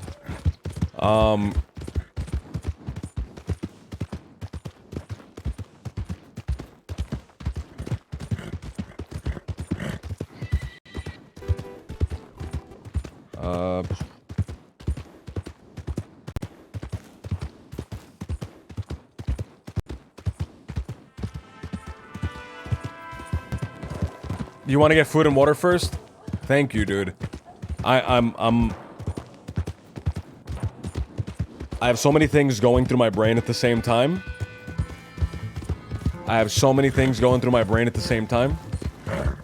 It's hard to keep track of everything.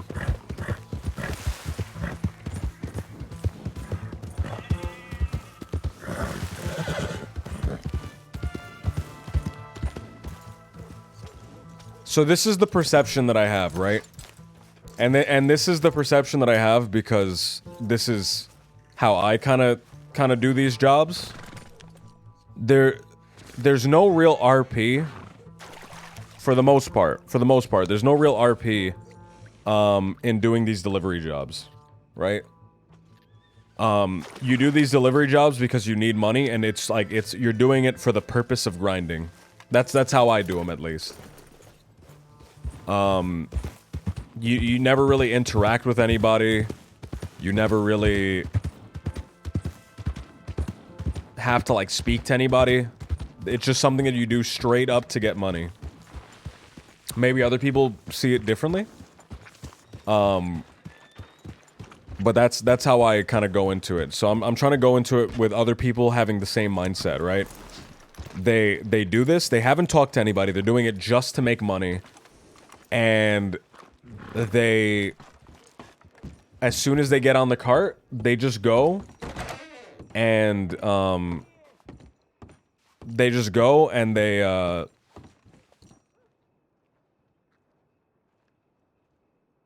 put on the cinematic mode and just have the cart go by itself. And they're not even like paying attention to the road. They're just having the cart go by itself. That's the way that I have done it in the past, and I think that's the way that most people do it. So I'm trying to think, what would be the way? I mean, I could very much. Many are AFK when they do deliveries. If they're AFK, I could, if I really wanted to be a piece of shit, right? If I really wanted to be a piece of shit, I could put a cart blocking a bridge, and these guys are AFK. They're completely checked out mentally while they're doing this delivery. They're going cinematic mode. Their horses will slam into the like slam into the cart. Their cart will slam into the cart on the bridge, and they might lose the shipment, right? But then what do I do? What do I do after that? Now the person is mad, maybe a little bit out of character mad because they lost a shipment to some bullshit.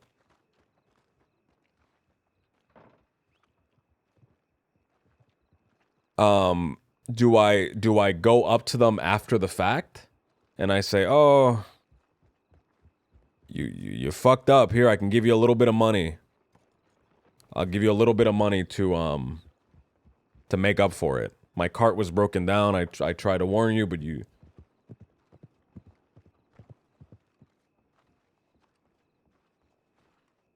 I think...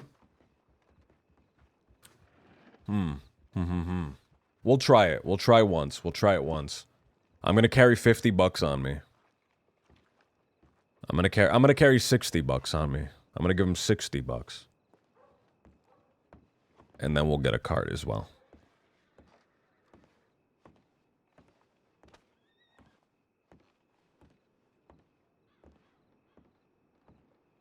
All right.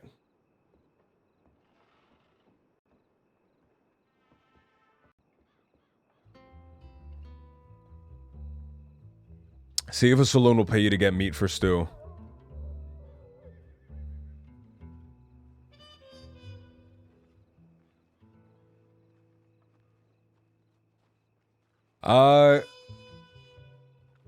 It depends. If I'm doing it for a saloon, I can arrange something and then like maybe take somebody to go hunting with me. It's possible I could do it, but let's do this first. Let's do this first. I think this is more important. I think this is more interesting. I'm really racking my brain and trying to find a satisfying way to do this. And trying to find like a fun way to do this.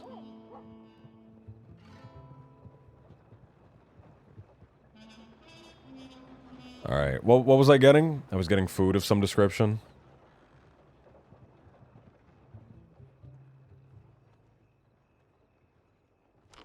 I should get a canteen while I'm here.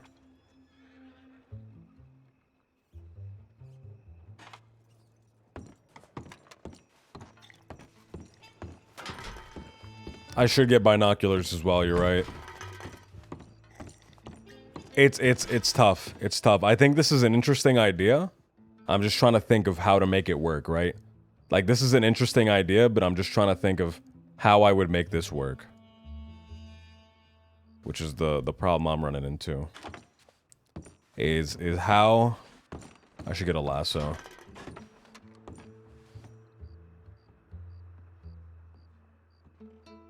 How do I do this in a way that isn't just straight up annoying? I'm trying to put myself in the shoes of somebody else. And I'm trying to think, if I was in their shoes, would I be pissed? Would I be like actually out of character pissed that somebody purposefully made me crash my little cart that I have to do to get money that I'm only doing because I have to grind for money?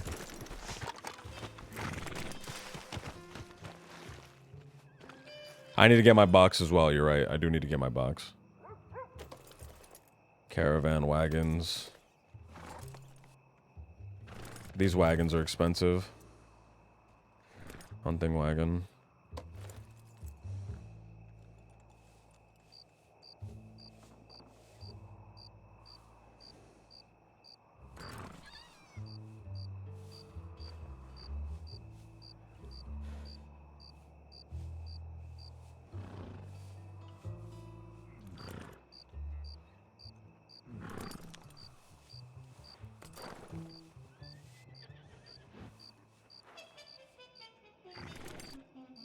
Specialty wagon.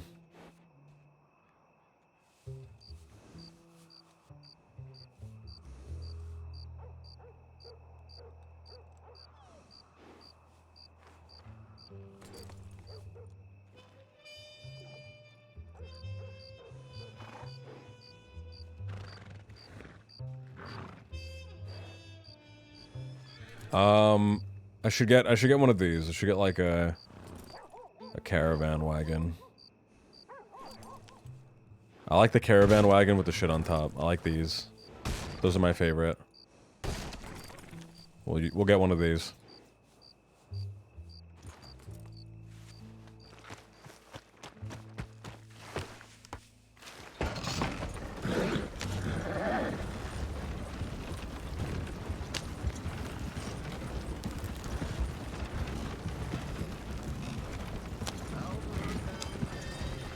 I like the covered wagon a lot. I like the covered wagon a lot. Now we're gonna have to find what the so let's get 60 bucks.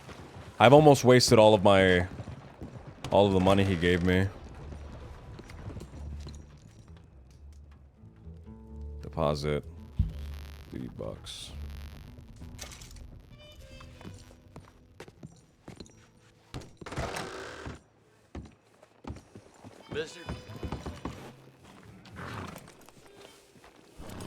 When I'm doing like those delivery jobs, I do them so that I can like get RP in the future.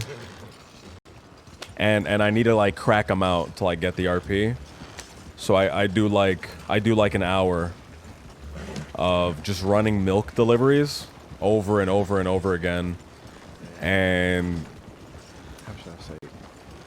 there's not a lot going on. It's just kind of like, it's just straight up like hard grinding. It's tough. Matasaur, what's going on?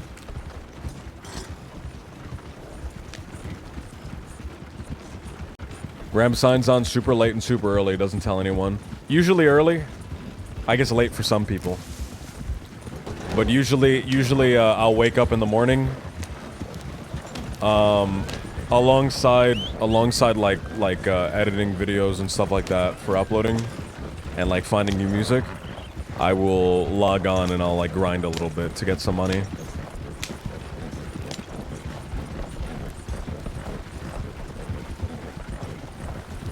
I would say there was a recall on the goods, pay them up front. I feel like most people will tell me to fuck off. I think most people will just tell me to fuck off and drive right by me if I did that. Like they'll be like annoyed at me and they'll just tell me to go away. I don't want to just kind of do something that'll annoy people. My biggest fear is that I'm gonna like upset somebody out of character. That's my biggest fear.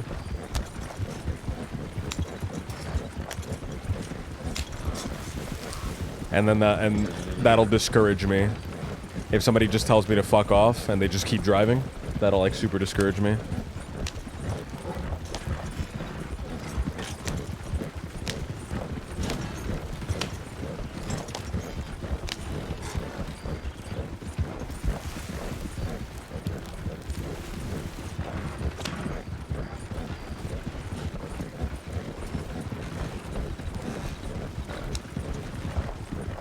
You can't really control that. I've seen a guy kind of do that to Verts during a robbery before on the Wallaby Kid. I mean, yeah, you can't really control it, right? There are people that'll always give you like a huge amount of resistance and like pretty much tell you to fuck off.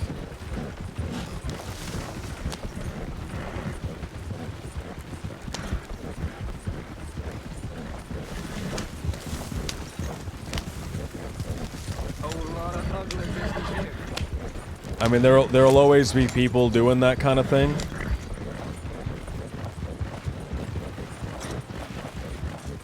That was an orange delivery.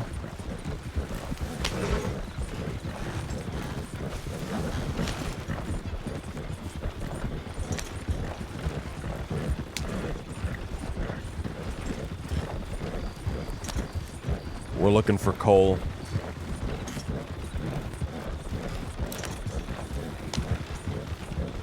But you see like the speed that guy was going at?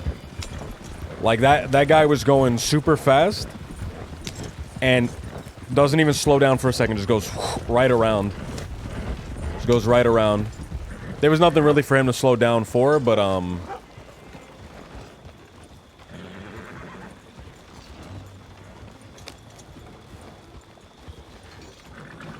Yes, sir.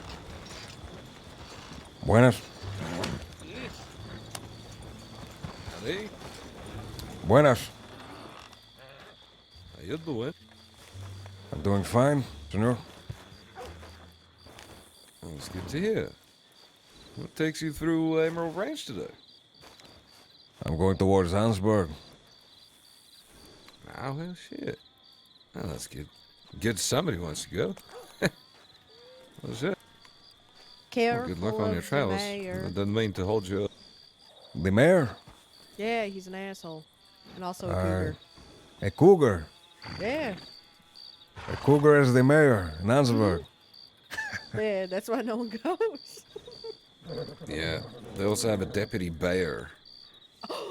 They hired a new yeah. deputy? Ain't Yeah. that sweet? It's a bear that lives on the roof next to the cougar. He lives on the roof next to the other friends, the mayor and the bear. No, they're different roofs. They're not all that close. Yeah, the mayor seems to hang around inside of the telegram station. On multiple occasions, people have seen him in there. They think they're conspiring against, what cougars conspire against. Why do you say him, though? It's a cat, so it's obviously a sheep. But Chonkers and Simon and Frank are boys. No, they're all girls. What? I've been calling Cats are Chonkers just a good female boy dog. this whole time. Cats are female dogs. I have to go apologize Cats are female to dogs. her now. It. That's why I call all animals it, just in case. Just in case. How about them? No, don't like it.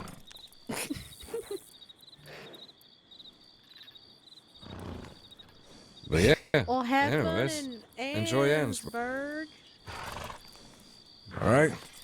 I'll see you. Yeah, be safe.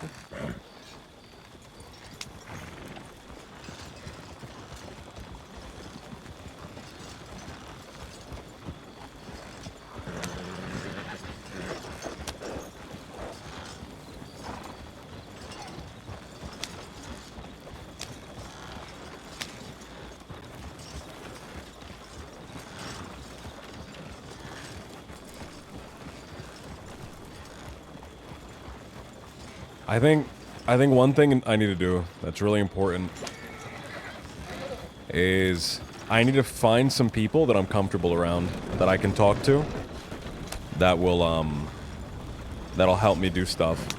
I think that having someone to help you, having people that you're comfortable with to help you, makes things a lot more easy. I have a lot more confidence in doing stuff, confronting people and things like that. When I have somebody here that's that I'm familiar with, that's backing me up, than I am doing it by myself. So I think one important thing I should be doing is finding somebody to help me around. Start having a beer or two in the saloons around the job areas. DiCenzo's? No, I don't think the DiCenzo's, are you or JK? I need to find, it makes it way more easy. It makes it way more easy. If I have somebody that is with me, that's like backing me up, and I can talk to, and I can be friendly with.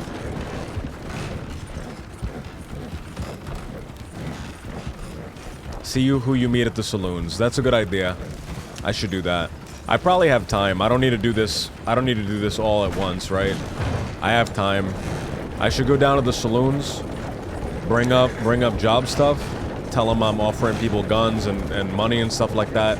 And if I have, as long as I have somebody with me, I'll feel a lot more comfortable. I'll feel a lot more comfortable.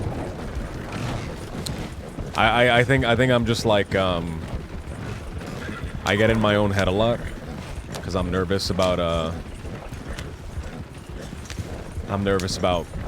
making things enjoyable for other people. But if I had somebody to like RP with, that'd be great. I should go talk to Ed. I should go talk to Ed and see who I meet through Ed.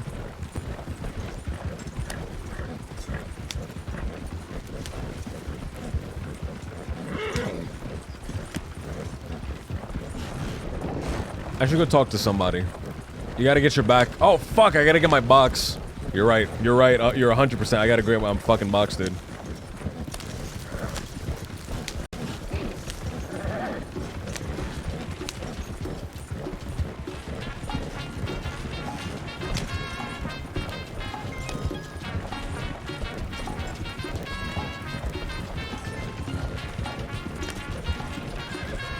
Can boxes sit in the wagons? No, but I'll whistle for my horse, put the box on the horse, and send it away.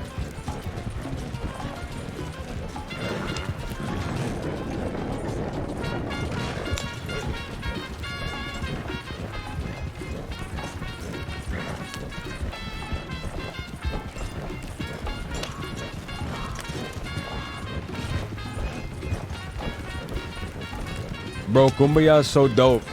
I really like Cumbia a lot.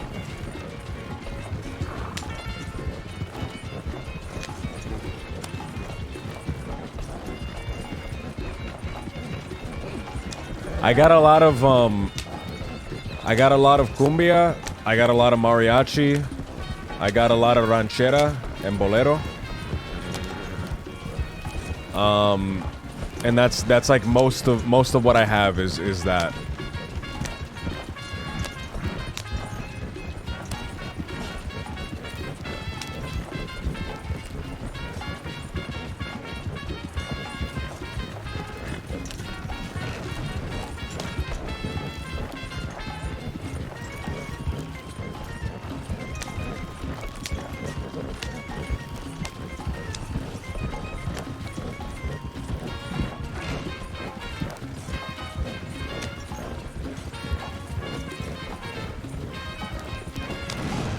Salvadoreno cumbia is heavy with those accordions. Is this on Spotify? A lot of the songs that I get aren't on Spotify, and they're not on Spotify for a reason. It's because they're really obscure, so that they don't trigger the DMCA. No Cuban. I don't think I have any Cuban.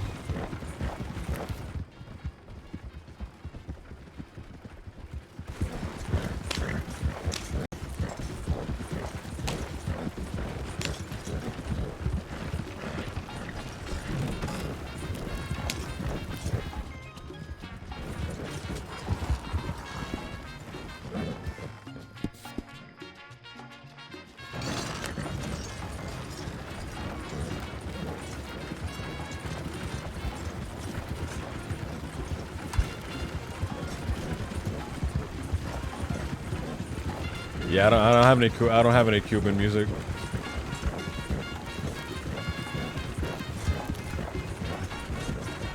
So how do you find these tracks that don't trigger the DMCA?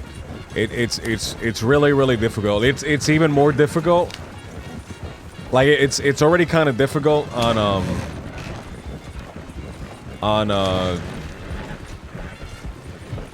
like normally, like on Jimothy and on Claytone and stuff like that. Claytone it was actually pretty easy on, but on Jimothy it was a little harder.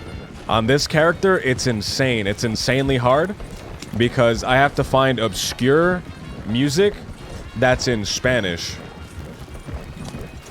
Like it's already hard enough finding obscure music that's in English. Trying to find obscure music that's in Spanish. That's something. It's hard. It's hard. I don't know how to describe like the process of it.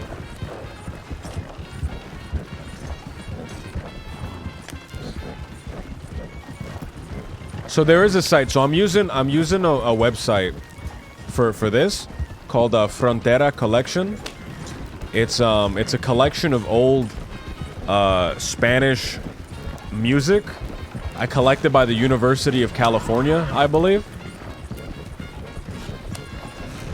But it's like a big selection, a real big selection of like archived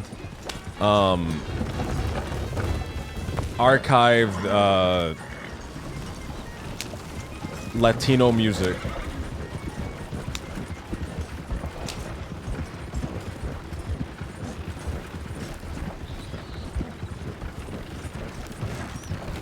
Old vinyls, old like Latino vinyls.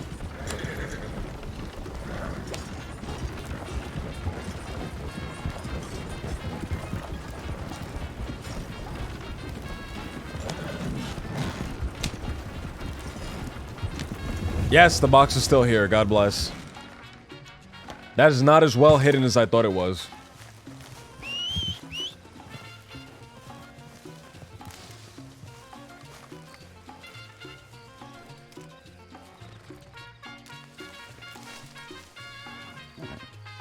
I still have everything perfect.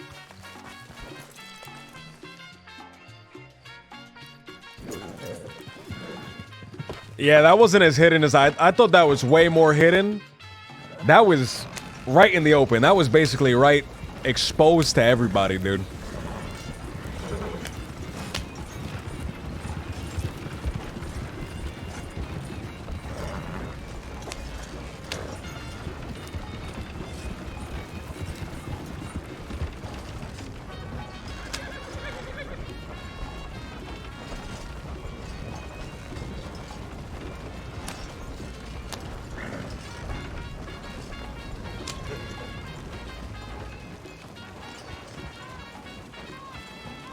So, this is the place that, Box just pissed off a bunch of people at, so... Or, Joseph Shark just pissed off a bunch of people at, so let's,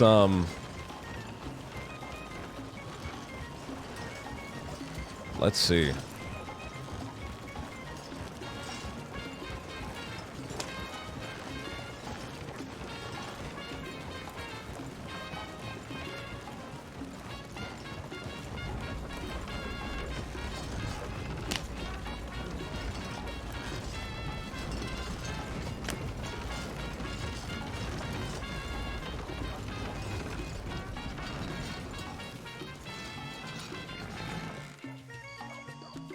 Look at the top of the wagon there.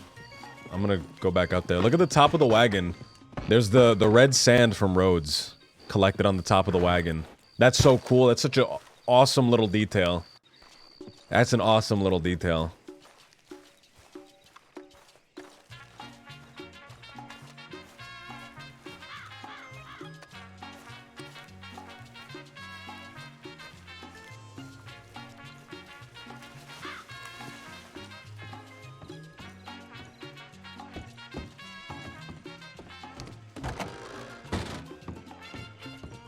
Ah, damn, nobody here.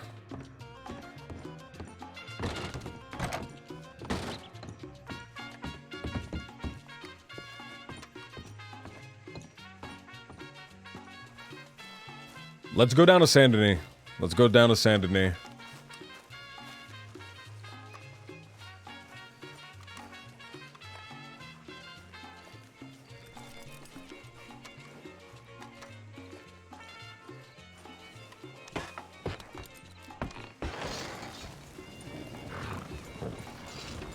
Jimothy's never tending the bar when you need him.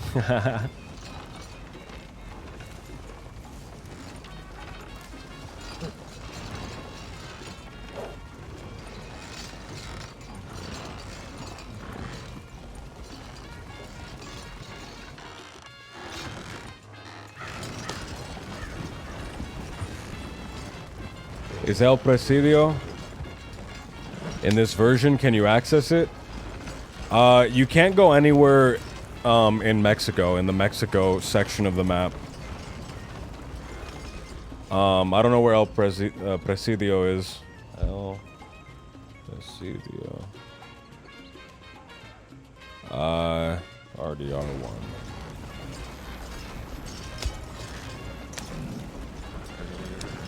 So that's the military fort. I think you can see it. You can physically see the fort with binoculars. If you go to Manteca Falls and you pull out your binoculars, you can see it. But no, you can't actually get anywhere in the Mexico section of the map without glitching your way in there.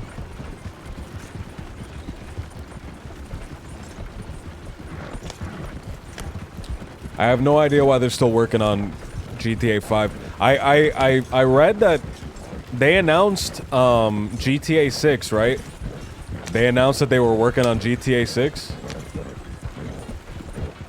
Money. I think GTA serves itself to be monetized better than Red Dead does, which is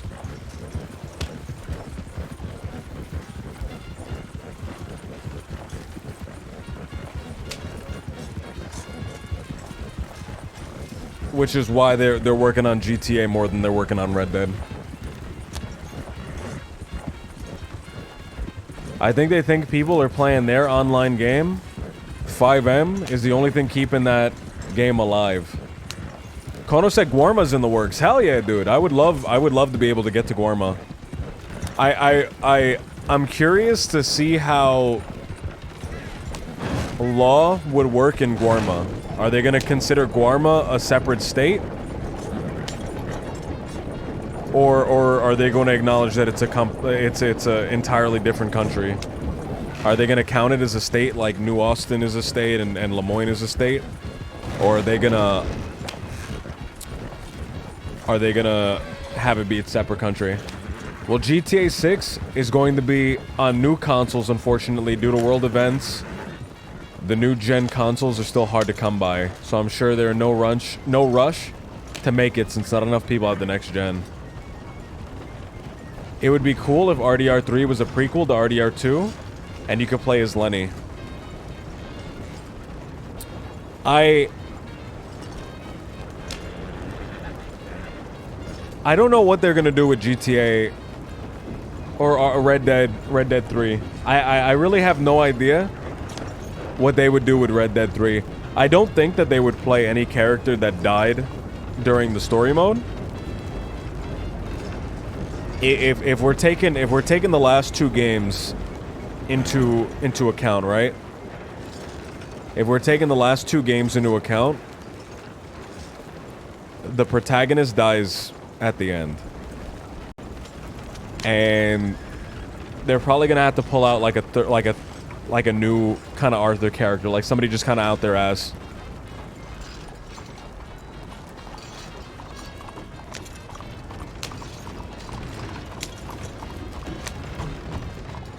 If they're going for prequels, they're gonna have to go with the they're gonna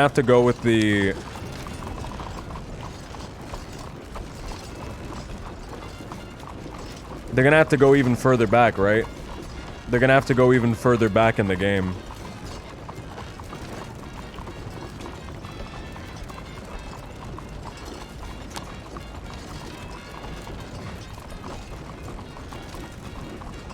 Do you guys think that it's gonna be if a new Red Dead comes out, it's gonna be Red Dead Redemption?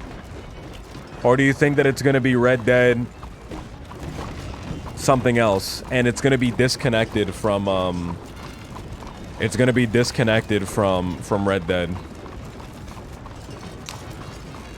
Or from Redemption, I mean. Like if they were to, you think it'll be the same gang? You think it'll be completely disconnected? I really have no idea what they would do. I really have no idea what they would do. I would love to see it set in Mexico. I would love to be able to go to Mexico. That would be my that would be the thing I would love, is to be able to go into Mexico in Red Dead 3. I love the Mexico section of the map so much.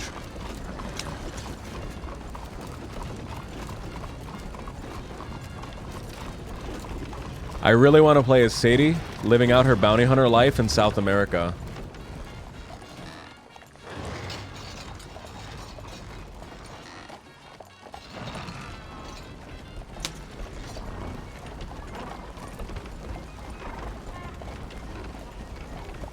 Or a game set in Mexico around the exact time as this game. Some Jack Marston story.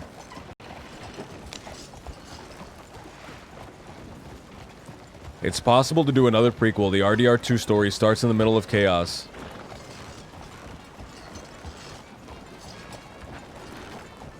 I mean, the end of Red Dead Redemption 3 could be the big Blackwater job that they're always talking about. They like talk about that starting from the beginning of the game. And it could like give you an insight as to what occurred. And you could play as one of the characters that kind of just died during that. But I have no idea. I don't know where to park this cart. I have no idea where I would park this cart. Where should I park this cart? I don't want to park it here. I think this is kind of fucked location to park it. Maybe right here.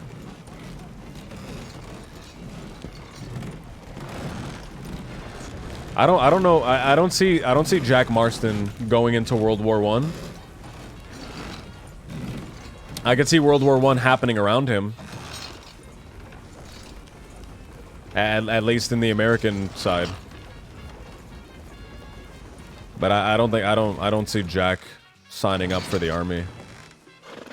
Especially with the way his story goes, which I guess I won't spoil.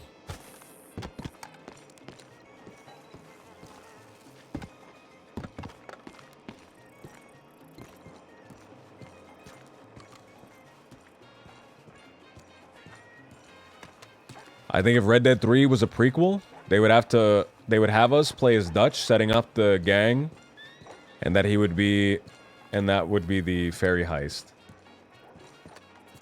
I don't think you'd play as Dutch. I don't think you'd play as Dutch. I think they would have to give you a character whose story isn't so well. Like we kind of know what's going on with Dutch, right? Like we kind of know what's gonna happen to Dutch, and we know tons of stuff about him. I think they would have to give you, if they're gonna continue the story of the Redemption series, they would have to give you something. They would have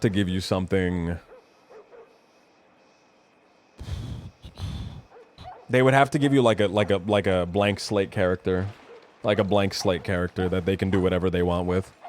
Maybe you get to play as a lawman. That'd be cool. That'd be interesting. That would be interesting. You get to play as a deputy or a sheriff or something. You kind of get to do that in the original Red Dead, right? For like, the armadillo portion of the game, the very beginning of the game. You're like working with the law department. I heard a theory that Jack Marston might not be John's son, but Micah's son. I haven't heard that theory, but I heard the theory that Jack might be Javier's son. And I think him grown up looks a little similar to Javier. But, I don't know.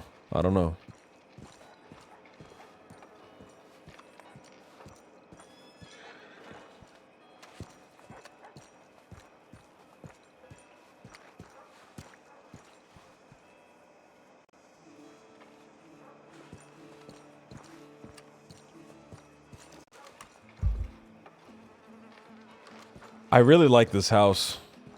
There's something about this house that has like just drawn my attention. There's something about this house that is like really just drawn me to it.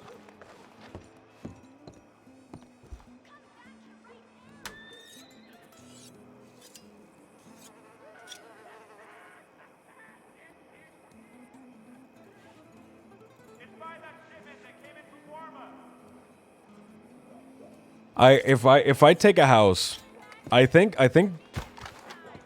the thing with a lot of people is they want a house with an interior. I think if you want a house with an interior, you need to be prepared to spend a lot of time at that house to maintain it. In my opinion, if you only use the house once in a while, you shouldn't make that claim. You shouldn't make a claim of a house with an interior, because a house with an interior is like, it's so... They're in really high demand. So unless you're spending a lot of time in that house, maintaining that house, bringing people to that house, doing stuff in that house, you probably shouldn't claim it. I like the idea of claiming buildings that you can't actually go into. I like a building with a nice porch. This is such a wonderful little building. I really like this building. There's a place, guys, that I want to show you guys where it is. I think also old days Odin had like 5 to 7 properties. I also think that you should have one property. I think a group should have one property that they maintain, that they like spend a lot of time at, and they do stuff in. I don't think that you should be making 10 property claims.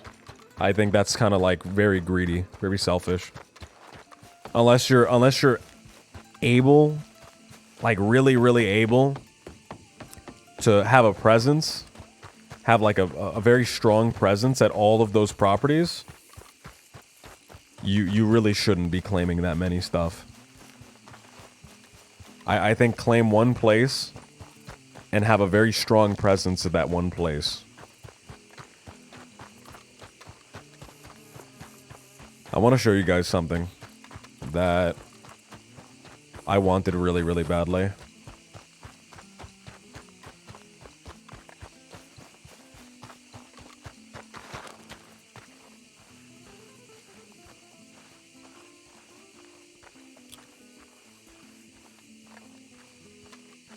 Like Effie does, yeah.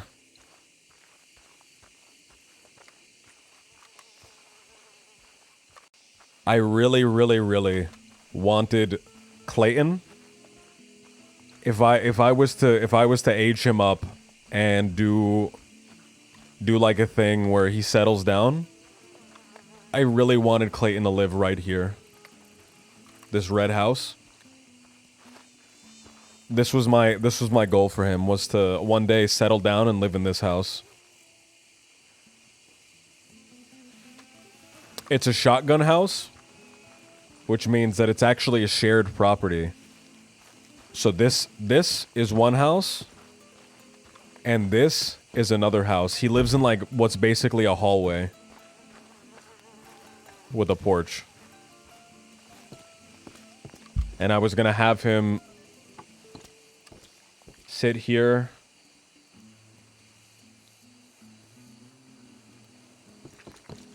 I was gonna have him sit here with his little lemonade, just sitting on his porch drinking his little lemonade. That's what I wanted for him. It's an old shotgun house, real old shotgun house.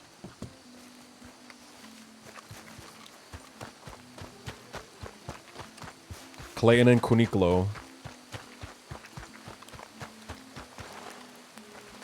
I liked this house a lot, but I thought this was way too big for Clayton. This was way too big for Clayton. Although since it's a house that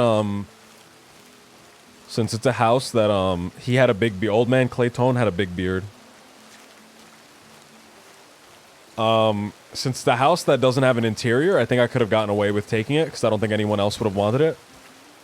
But I thought this would be a nice location for Clayton as well. Either this one or the small red one. This one has a little stable for the horse and a little field in the back and some vegetables over here.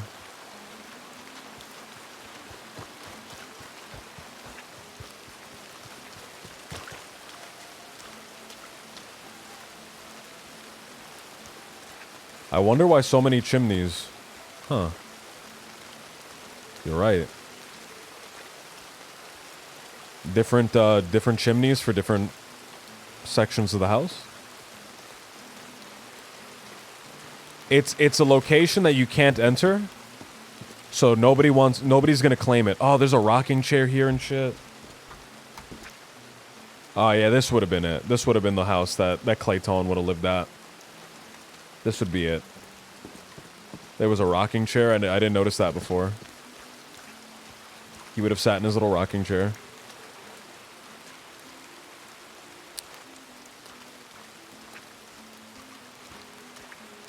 I think for the future, I want this character to have a house, but I want him to have a house that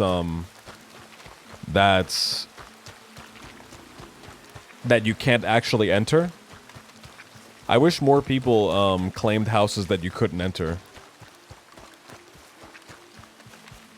I really don't think most people need a house that you can enter.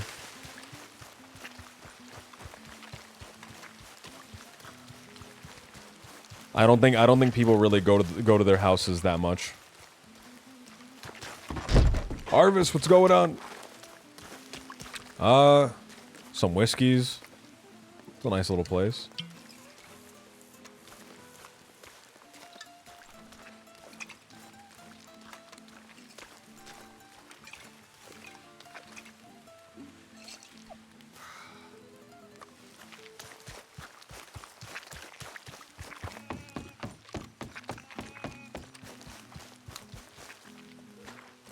Little burnt down section here. Not burnt down, but dilapidated. Dilapidated? I mean, I understand the appeal as well, right? You get a nice little house with a little bed you can go inside of and lay down, and it's like it feels like an actual location.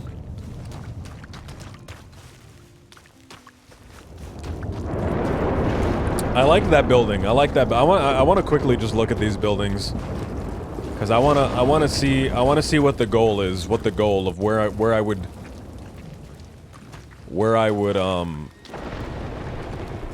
would stay. I don't like these. I don't like these. I don't like these. This one's not bad. I like it just because it's red.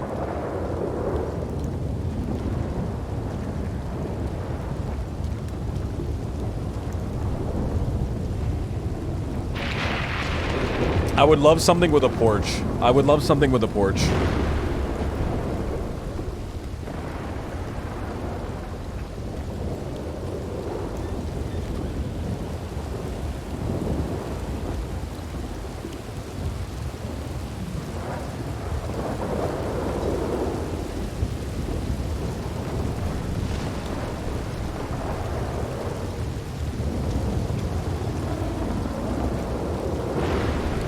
One of these is Mills's orphanage. It's on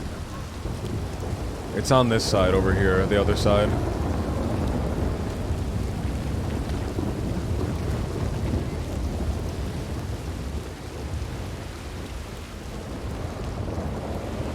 Clayton walk. I like this walk. I think it's a good looking walk cycle.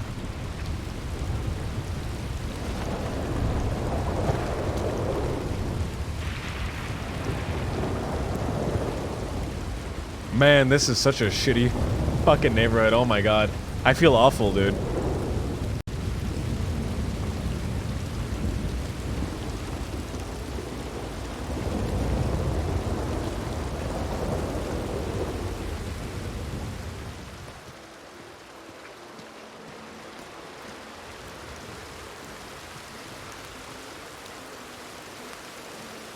Where was that house that I was attracted to? There was a really good house. I liked it a lot. Right here. I think if I were to have a location, it would be right here. Right next to Little Jimothy's place. You're right. It'd be right here. I'd sit on the porch, and I'd sharpen my little knife.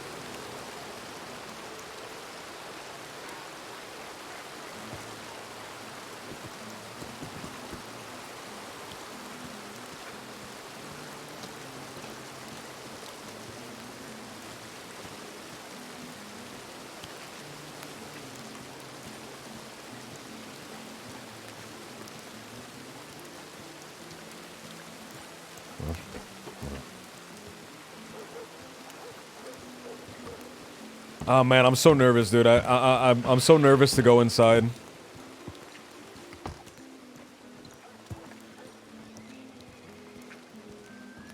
You wanna like make a good impression with your character. You don't wanna like fuck up, right? You don't wanna fuck up the impression of the character. I'm super nervous to go inside, man. I'm gonna walk around for another little second. I'm in Saint Denis. That's the Blue Pearl right there. I'm so nervous, man. I'm so nervous to like meet people. I want people to like my guy. I don't want people to like dislike me. I like this little section here with the with this table and this chair. It's a new character anxiety, dude. New character anxiety. I want people to like my character. But I don't even know who my character is, right? You sound like me, but I'm just antisocial and socially awkward, dude. I have...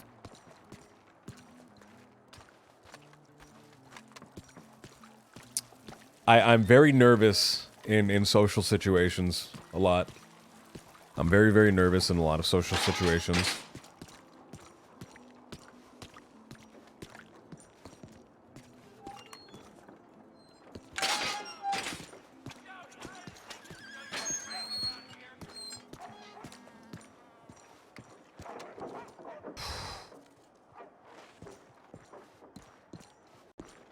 Man, I'm just thinking about going in there, and my cheeks are fucking turning red.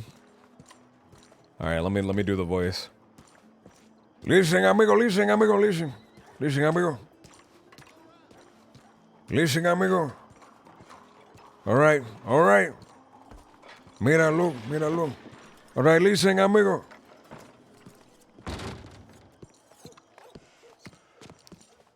Buenas. Can I get a stew, amigo? Sorry, can you get... Can I get a stew, amigo? Oh, Stu, yeah, absolutely. Gracias.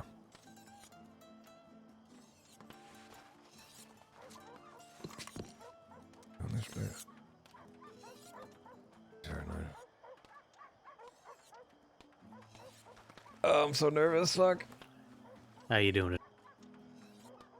Más o menos, I'm doing all right. What about yourself, senor? Yeah, doing pretty good. Having a calm now. We had a little dice games earlier. Dice? Thank you. That's Here? mighty generous.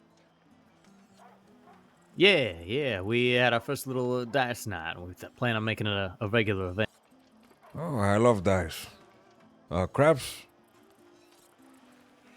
No, we don't have a craps table. Nothing quite that fancy. We was playing some Ship Captain Crew, some 7-Eleven, stuff like that. If they want to expand our repertoire of games, and just getting people in here having a good time. Well, whenever that's happening again, I would love to be a part of that. Yeah, absolutely. Keep your eye on the paper. Probably make it like a weekly, bi-weekly thing. Figure out all the details, but we'll definitely announce it once we get it all settled. You own this place? Yeah, Julius Bradshaw. Lovely to meet you. Julius, name is Domingo Santiago. Yeah, pleasure is all mine. Domingo, nice to meet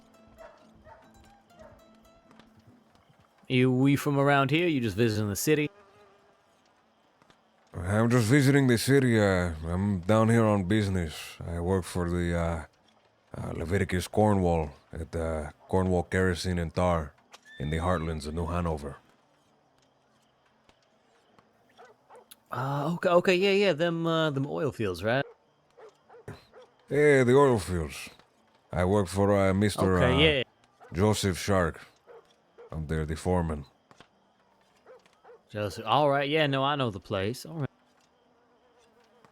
I'm glad you made it all the way down here. It's good to good to see some friendly faces, right? I mean, don't get me wrong, I love the folks from around here. That's one of the things I love about Saint Denis, but getting visitors from out of town is always nice. Yeah, it's very nice down here. I was just looking at some of the buildings around, seeing whatever was for rent. I'm going to be here for a while. I was looking into a property. Do you know of any in the area that might be up for sale? Up for rent? Oh, okay. I mean, there's always buildings around this part of town, but you know, it really depends on your budget and your taste. And there's some, little more rundown ones across the street, and then across the way that there's nicer stuff. And if you want, you got more money, the Crashed. real nice stuff, that's gonna be. Over I the feel west side. bad. I crashed. I crashed in the middle of him talking. Fuck. That's brutal when that happens. That happens to me sometimes. I'm talking and then the guy just disappears. Holy cow, I started late watching the VOD, that opening. Wow. Back to the VOD now. Hey, Calvo, thank you, man. That's the Jade King, yeah. That's the Jade King. I put a lot of thought into the opening. I really wanted to open the character right. I've played I've made a lot of characters, and I want to introduce them. Oh fuck! Oh, we're good. It said it said there was no connection, but we're good. Am I still streaming? Am I still live? Did my internet cut out? No, we're good. We're good. We're good. I'm so nervous. I'm so nervous. It would be so cool if I had to rent to somebody. If I had to pay somebody rent, that would be fucking awesome. I would love that. Like, it doesn't have to be insane either. I'd give them like $50 a week. I think that's fair.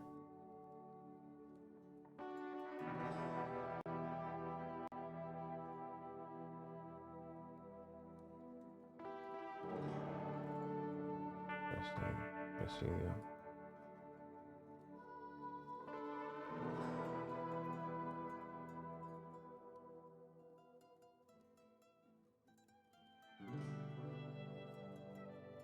It was funny seeing Eddie do the Will Smith joke. Eddie saying, "Keep my mother's name out your fucking mouth." That messed me up, dude. Eddie saying that. Oh, almost got on the wrong guy. Oh, hold on. I don't want you guys seeing his name. His name is Domingo Santiago. All right, you just have to take my word for it.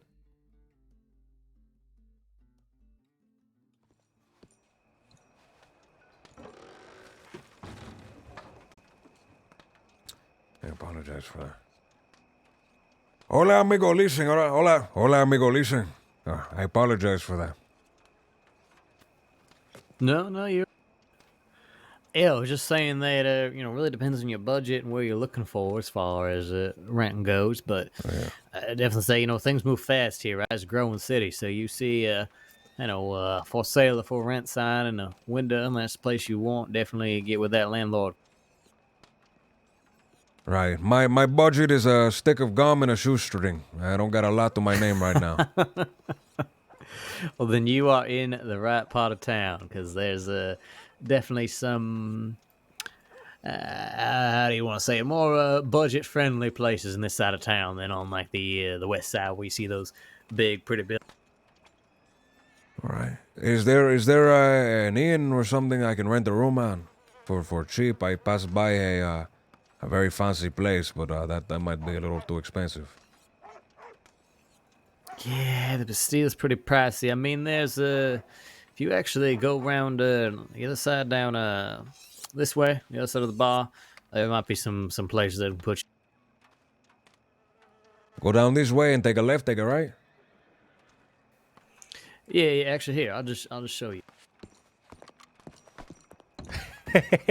I could rob him right now. That'd be so fucking dastardly. If I was Clayton, I would have robbed the fuck out of him. There's some, at least there were some rooms for rent down that way. And then if you exit here,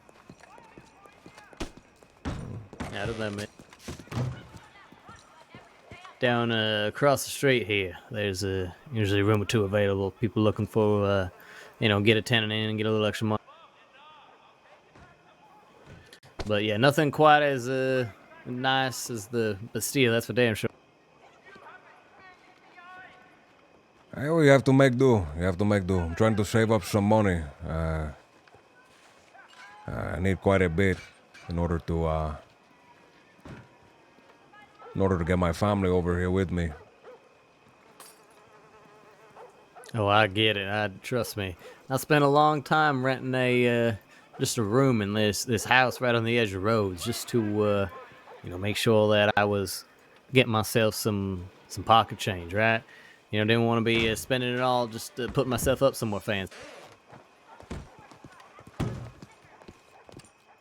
I like this guy, a Bond, a Jade King Bond.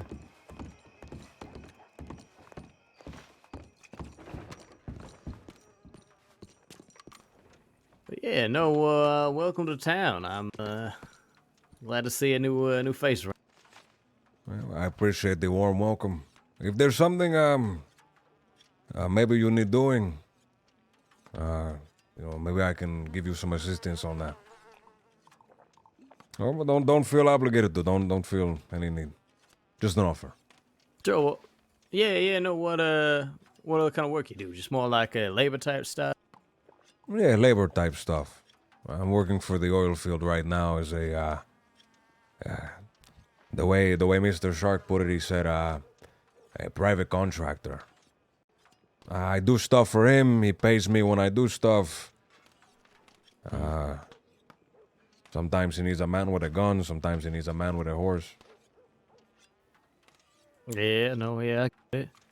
Well, here, why don't I take down your telegram, and if there's anything I need, or if I hear someone looking for some help, I'll let you. I appreciate that.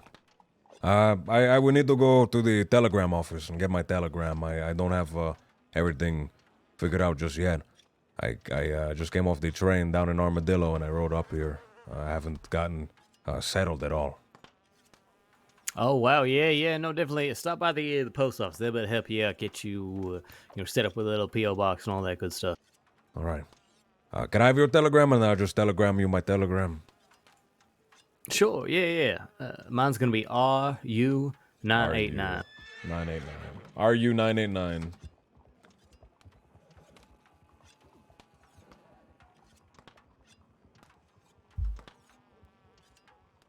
RU989. All right, perfect. I'll make sure to send you one when I have everything set up. Thank you again for showing me the neighborhood. I'll definitely come back. That stew is delicious. I'm so glad. I'm glad. You take care now, and good luck. Gracias. Have a good day. Have a good. All right, that went really well. I'm just so nervous. I'm just so fucking. I'm just so nervous. Meeting new people, just like, dude. I don't know, man. I get that flight or fight response, dude. He introduced himself as Julius, right? Julius King.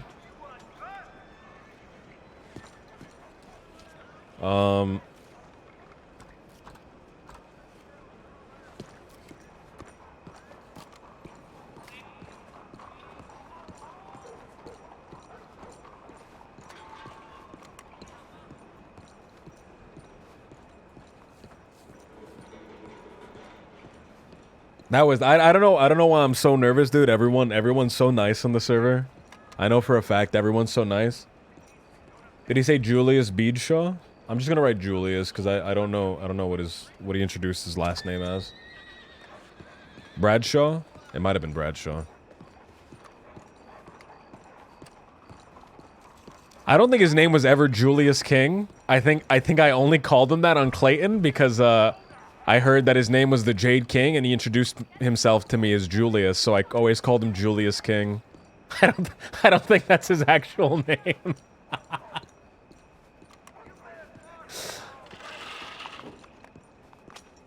It's Bradshaw. It is Bradshaw. All right. It's a Bradshaw. Man, I'm just so nervous. Angel Knives, what's going on? Angel Knives, what's going on? I loved how Clayton fucked up everyone's name. I love meeting new people IRL. I get excited. I'm not the same. I'm not the same. I'm not the same. I'm not an introvert. I'm not an introvert. An introvert, you know, would mean that you gain energy, like you feel energized by being by yourself. I definitely don't feel energized being by myself. I'm very anxious around people. I'm very, very anxious around people. That's kind of like what's going on. You know, I'm just nervous meeting people for the first time. I want people to like me. You know, I want to leave a good impression. Angel Dives, what's up?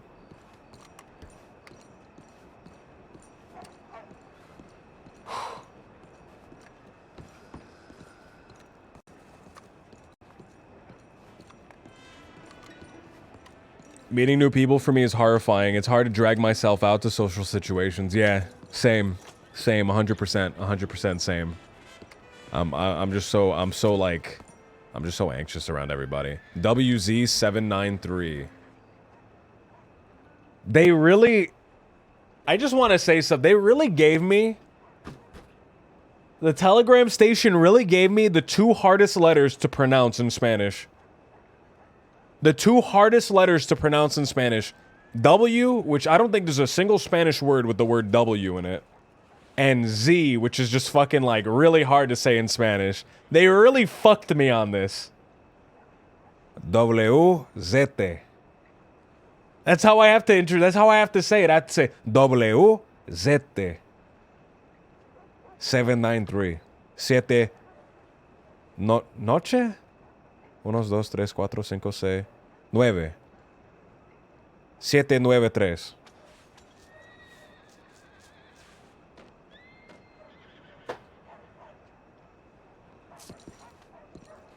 Loving the trio drama Jimothy is slowly creating with Trix and Rennie.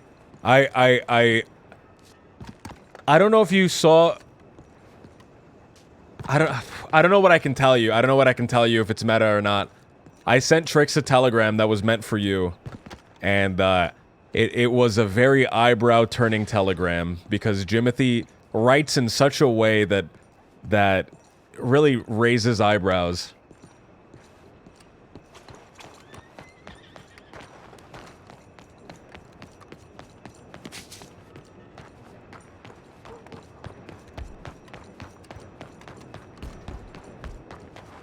Jimothy can never show his face in the crossing again after that mix-up. I want to say it's so bad, but I don't want to meta. It's something. Did you learn Spanish for this character, or did you already know? I'm Puerto Rican. My grandparents speak only Spanish. My parents are bilingual. So I know a little bit of Spanish. I can understand Spanish decently. And I can speak a little bit of Spanish. I'm better at understanding Spanish than I am at speaking it, because I always like the words don't come out right. Like I'm at a loss for the word, but if I hear it, I'm like, oh yeah, all right, I know what that word means. But I don't speak very good Spanish. I don't speak Spanish very well. I was supposed to send him a telegram, right? I was supposed to send him a telegram. Look at him. You hear of anything? Little... Fuck! The one time that I actually start writing little J instead of Clayton, it's not on little J. 793. WZ793. Domingo. Also, let's clarify, we are not our characters. I am my character. This is my self-insert. I've used movie-making technology to digitally implant me into this universe. I currently have a sensor suit. So everything my character feels, I feel, and I'm connected to a very high... fucking stupid. I'm connected to a very high quality, a very high-tech virtual reality machine. I have a needle feeding directly into my spinal cord, directly into my brain stem, to instantly transmit everything happening into the game into my brain. All right, so I am my character, and if you criticize my character, you're criticizing me, and you're gonna make me cry. Please don't make me cry. WZ793.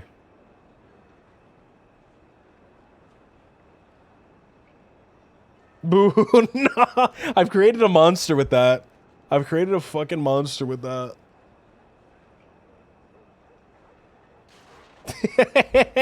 I created a monster. Your Spanish sounds okay to me. I'm at a loss for a lot of the words. I'm at a loss for a lot of the words. I can like mimic the accent a little bit, but I just don't. A lot of the words don't come very naturally to me.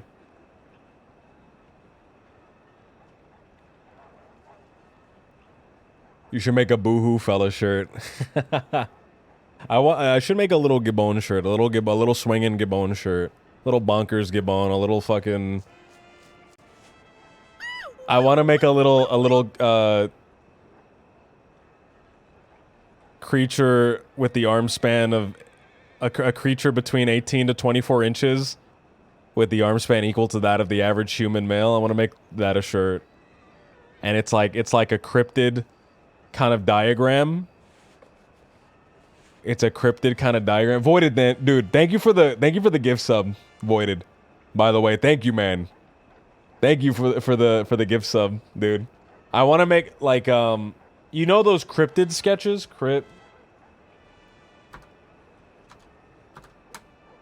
where it's kind of like a bestiary kind of sketch.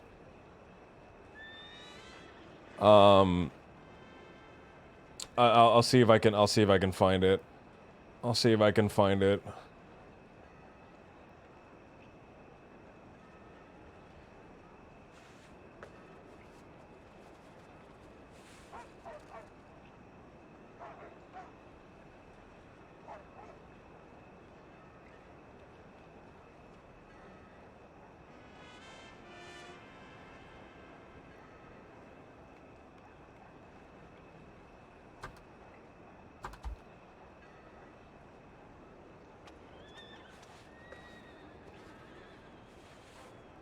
Like I want to get it. I want to get it sketched. Like, I think that would be fucking fire. Hold on.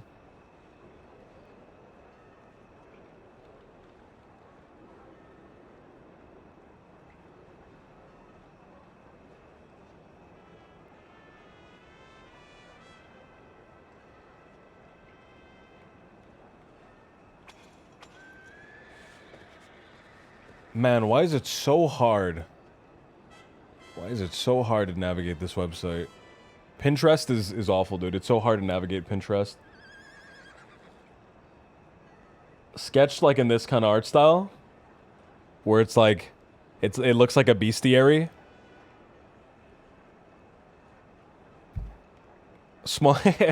A small creature between 18 to 24 inches tall with an arm span equal to that of the average human male.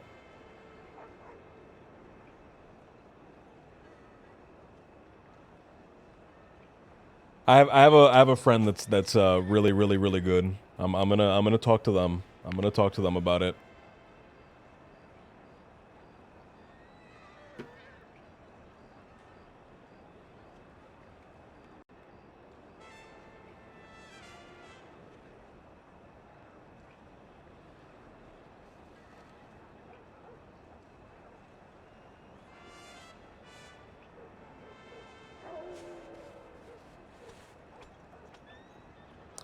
Domingo, Telegram.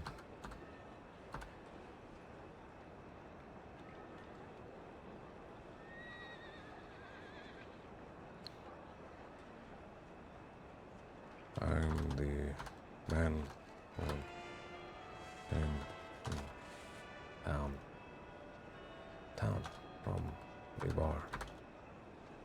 I'm the man who just came into town from the bar. Thank you. Thank you. Thank you again for helping me with. Thank you again for helping me with, for showing me around.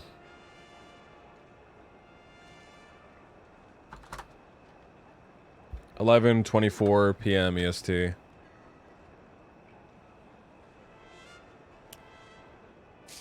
Chapter 1, Small Little Creatures. I would love, dude, I would love a little, what's it called? A little, what are they called? What are they called? A beast? I want to say it's a bestiary. I want to say it's a bestiary. But it's like, what's your personal favorite roleplay? Western, modern, or futuristic? Out of those, Western, by far. Western has such a defined aesthetic, has such a strong aesthetic compared to modern. And I'm not a really big fan of futuristic stuff. I'm not like a big sci-fi kind of guy. But I'm a very big Western kind of guy. I like Western. I like fantasy a lot. I like fantasy a lot. Good morning, mister. I like pop fantasy. I like pop fantasy. I think not necessarily dark fantasy, but fantasy that breaks the molds of pop fantasy is kind of my favorite. It's kind of my favorite. I like worlds that are very, very unique. Very, very unique. What I mean by pop fantasy is like the D&D fantasy stuff. Like what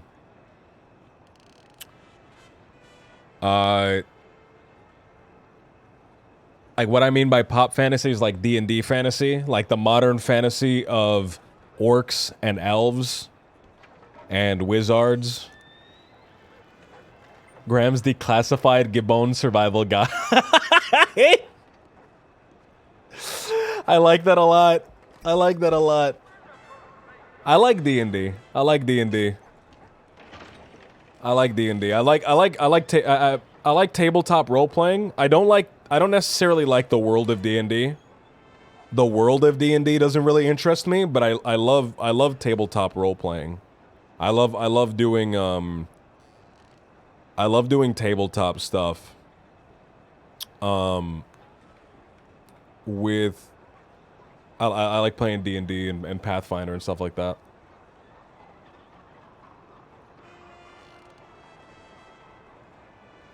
Somebody asked a question. How did you get started in RP? In RP in general, or RP of this type of RP?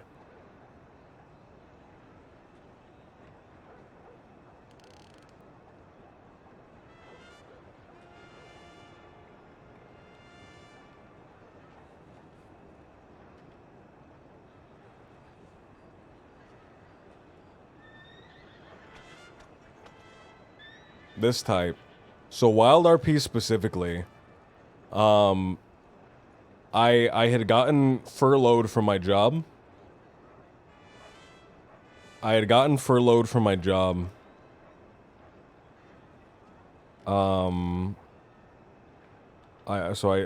really have a job. And my friends were taking the lockdown stuff. Was that around that time?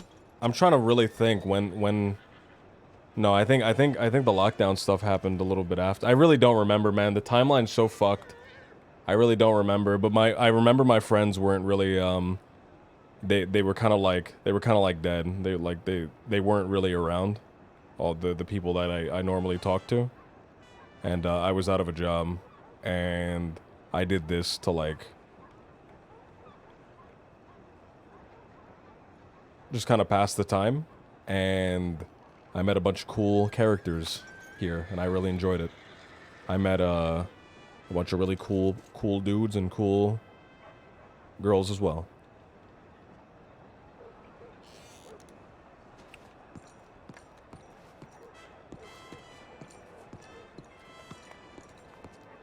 Baldur's Gate 2. I have a friend that's obsessed with Baldur's Gate.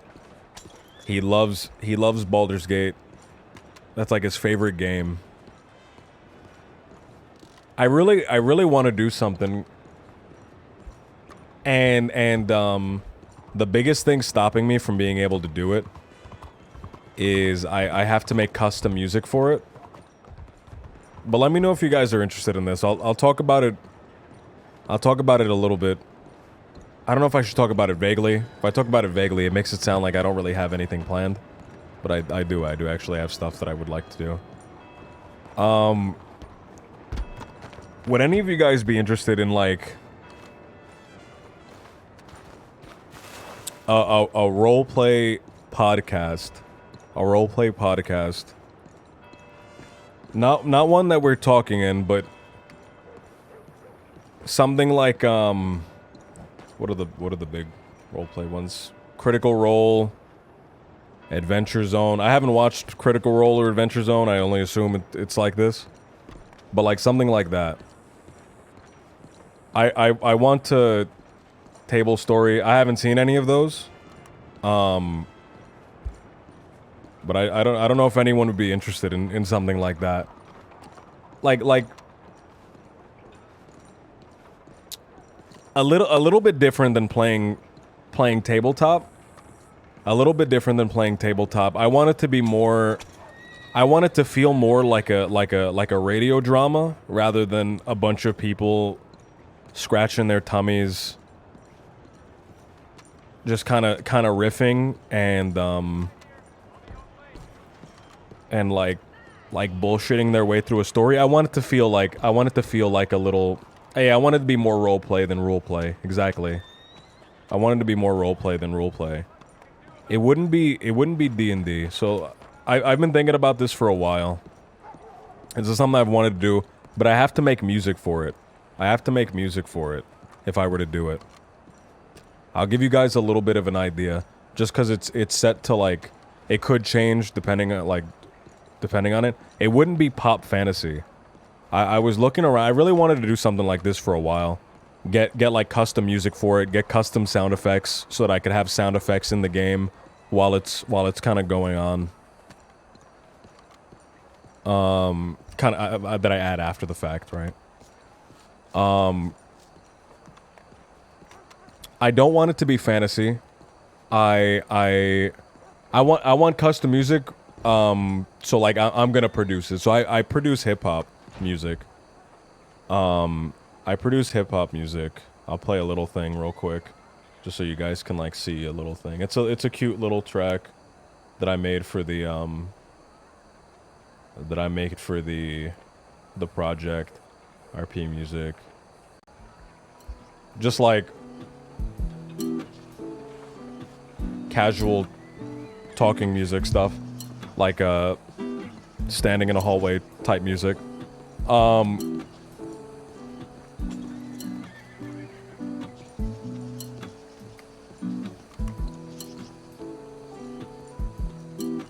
It wouldn't be fantasy. It wouldn't be fantasy, because I was looking at all these, yeah, like a Persona 5 kind of thing. It sounds like a visual novel. That's what I was going for with this. Does it loop? Yeah. I was looking at all the podcasts, and there are like a billion D&D podcasts, just straight up D&D podcasts, and I don't want to just kind of do what everyone else is doing. That's always been something that I don't like, is just doing what everyone else does. I want to do kind of my own thing.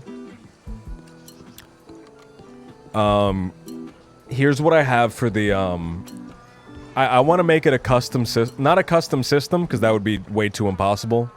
We'll probably just use D20 Modern as like a rule set, but the rules we'll play loose with them a little bit. I think those the D&D podcast. There's so many of them. You're really fighting upstream. You're like really trying to make yourself stand out in a crowd. Here's the idea that I had. And I want to know if you guys find it interesting at all. The setting would be early 2000s. American city. I don't have a name for the city. I'd have to come up with a name for the city. There are these things called egregores. They're kind of like yokai. Does anyone know what a yokai is?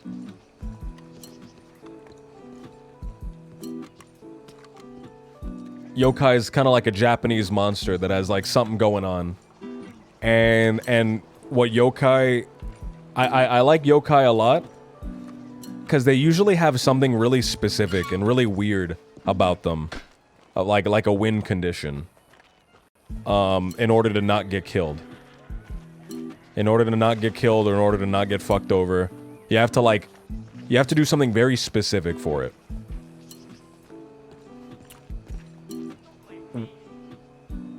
So there's a yokai who's a woman that she'll come up behind you, she'll tap on your shoulder, and she's wearing a mask. She's wearing one of those face masks, those little COVID face masks. And she'll ask you, she'll go, "Am I pretty?" And if you say yes, if you say no, she kills you on the spot. She just kills you. Like, that's so rude. How'd you say that? How could you? If you say yes, she takes off her mask and she reveals a smile, a jagged smile of sharp teeth. Bloody sharp teeth, and she'll kill you. She'll say, am I still pretty? And she'll kill you.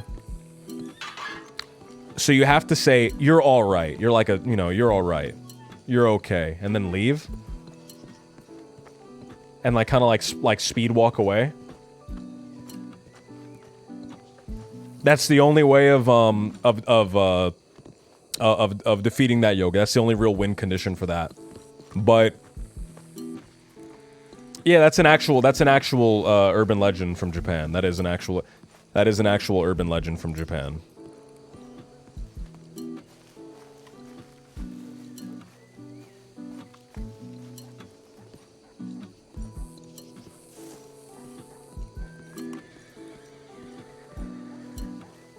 There's another one that's like it's like a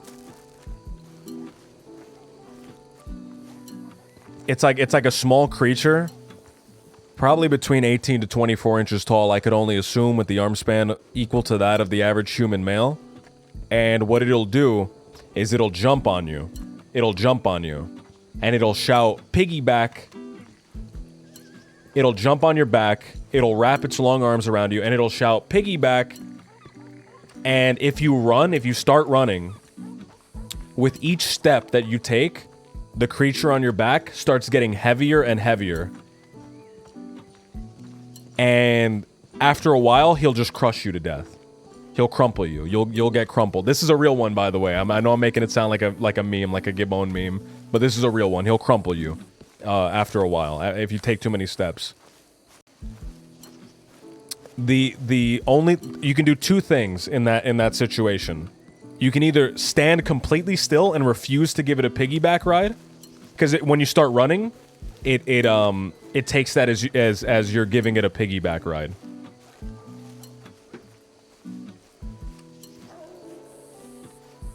So you either stand still and refuse to give it a piggyback ride, or you run home, and when you get home, the creature that was on your back transforms into a big bag of gold. And you get to keep the gold. So just weird shit like that. Like weird kind of stuff. Like very specific monsters. Monsters with a very specific thing going on for each of them. The protagonists, are gonna be hunters of these monsters. Hunters of these egregores. I call them egregores, eggs for short. Like a little cute name, eggs. And what they have to do, right? What they have to do in order to defeat these monsters, I want to structure these monsters. Each of these monsters are their own kind of self-contained little arc, a little story. And they're split up into two parts, two main parts. Part one is I don't want it to be horror. I think I'm imagining it more as like a shonen, kind of like adventure, kind of like mystery, action kind of thing. So it's split into two parts in my head. This is how it goes. It's split into two parts. Part one is figuring out what's this creature's deal. Figuring out what's this creature's deal. What does it want? Finding out its win condition. Like how do I deal with this creature? Why does this creature exist? So that's the mystery portion of it. And then the second part is actually defeating the creature. Like once you discover the mystery, the creature becomes vulnerable, and it leaves itself open for you to kind of like defeat it. For you to defeat it. And you have to defeat it using stuff that would work against like spirits and stuff like that. So any weapons that the people have to be made out of silver. I don't want to use any religious iconography in it, so I don't want to like bring crucifixes and stuff into it. But blessed water that has had. So in real life, how holy water would be made is you would leave silver in water, and the silver would purify the water. So like using that kind of stuff, using like actual ghost hunting devices, like a dots detector, motion sensors and stuff like that to like find where the ghost is, or find where like this little thing is, this little creature is.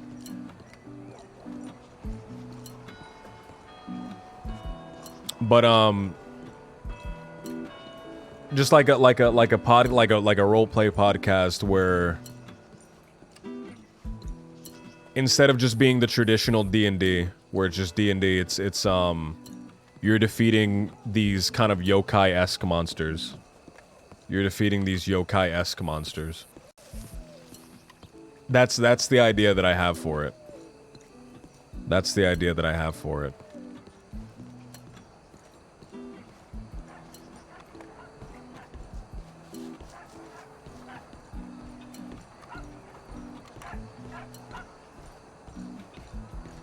I can delve into it a little bit more if you guys are interested. I don't know if anyone cares. So these things are egregores. So what an egregore is based on a real thing, a real magical kind of concept, a cult kind of idea. An egregore is an autonomous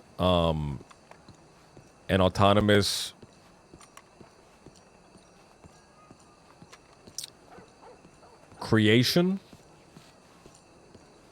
an autonomous entity made by the collective unconscious, or you know, made by someone specific. Individuals can make them as well.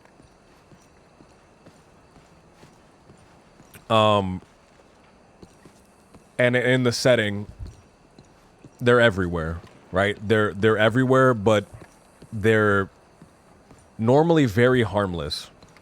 They're normally very, very harmless. They're very small. They're formed from human emotion. And you can't really stop really stop them from being created.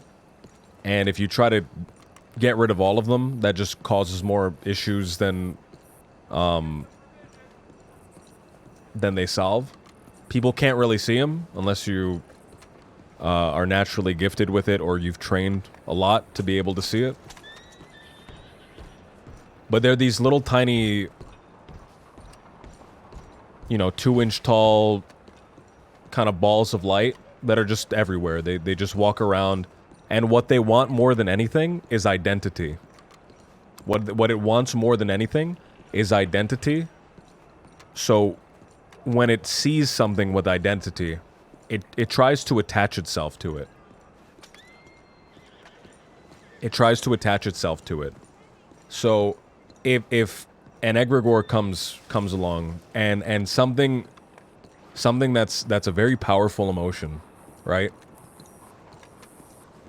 Yeah, they're a byproduct of collective feelings, collective thoughts. Every once in a while, a feeling or something that happens is so intense that it creates an egregore that has identity. And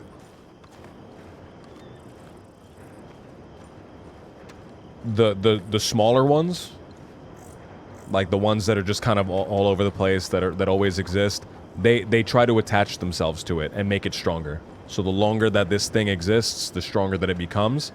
And you the protagonists have to stop these things from getting out of hand. They have to identify them, find them, and stop them. Get rid of them, break them up. You can't let them have identity. When you allow the emotion to have identity, that's a problem, right?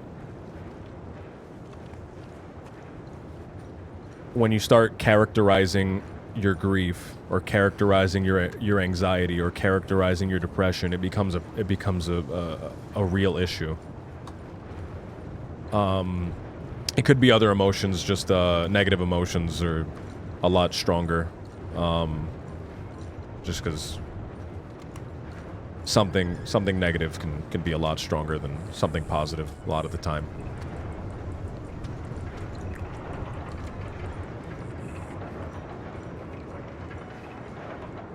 So once these things have identity, they become a yokai-esque monster. They can take the form of like a spirit, or the form of a little creature, or whatever form might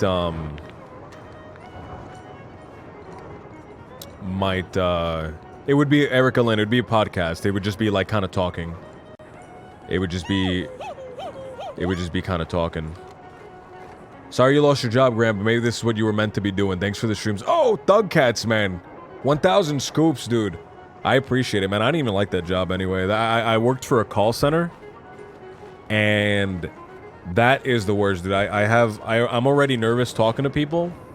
So, like, that was me talking to people for 8 hours a day just getting shit on because their services, their internet, their phone stuff just wasn't working. And I was the one that had to deal with that.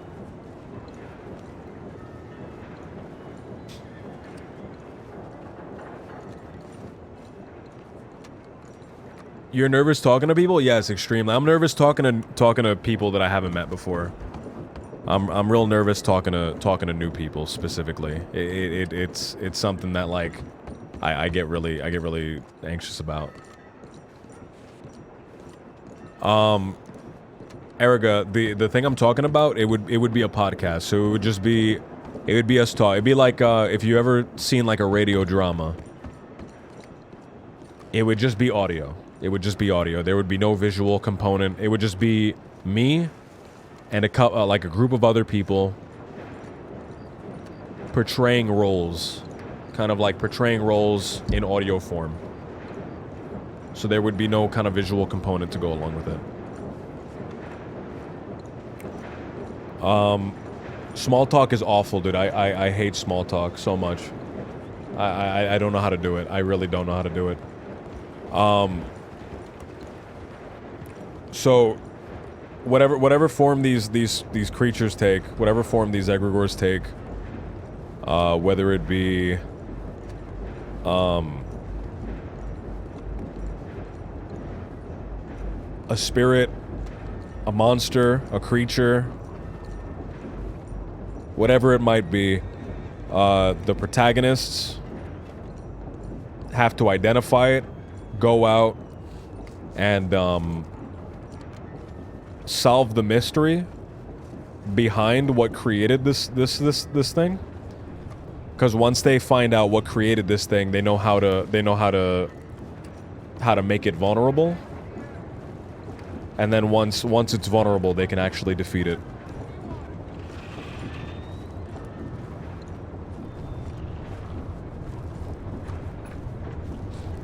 So it's a two-part, right? It's a two-part. The idea that I have for each thing is two parts. The first part is solving a mystery, and then the second part is actually fighting it, like an actual fight.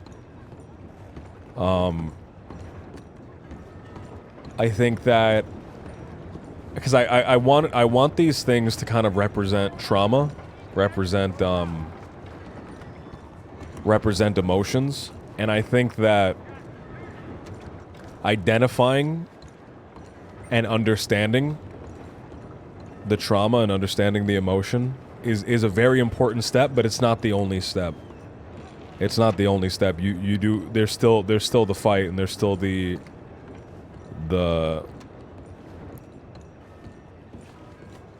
actual you having to deal and confront these emotions and this trauma. It's like it's supposed to be like an allegory for dealing with trauma. But the protagonist would be one of many groups out there, who all do the same thing, and the groups compete with each other because they want to be the ones that do it, so they can rise in the ranks. So there are rival groups out there that want to get stuff done before the protagonists can get stuff done, and there are people out there who know what these things are, know how they're created, know how they work, and use them for nefarious purposes as well. So that's that.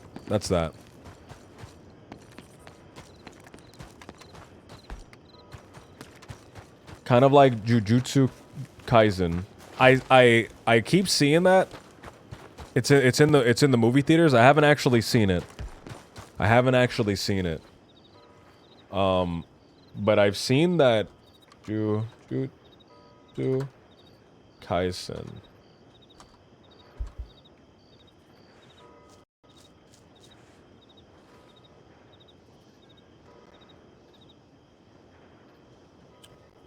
I haven't actually seen it.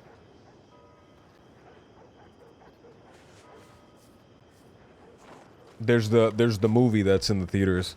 So something that I've been doing recently, guys. So I'm gonna admit what I've been doing. All right, I'm gonna admit what I've been doing. All right, and I don't know if I'm admitting to a crime here. I don't think it's a crime. I don't know why it would be. No, I shouldn't say it.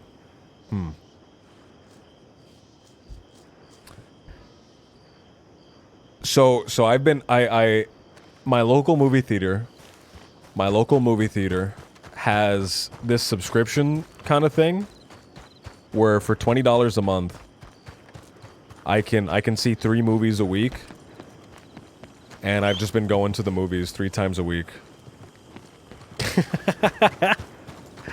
I've been going to the movies 3 times a week, and I've been freaking enjoying it. All right. I know that the movies are dead, but I know that the movies are dead. I know that streaming is gonna take precedence over movies. But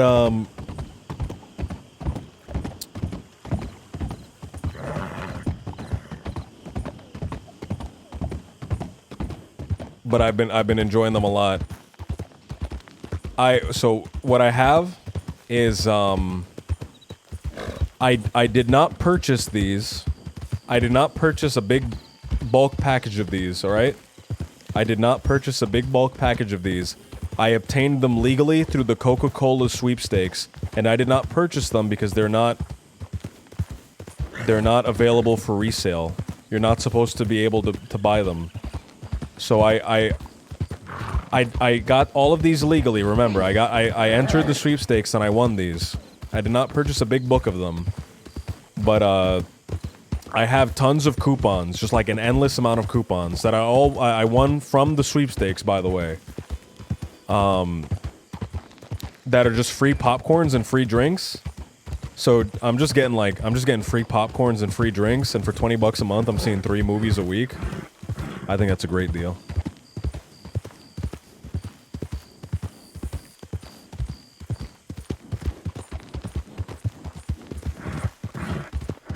I saw the movie X. I saw the movie X today. It's a living your best life there, man. I saw the movie X today. It's a porno slasher film. That doesn't sound... That's what it is, but it doesn't sound right. It's a slasher movie about a bunch of people that were filming a porno, and they're getting killed.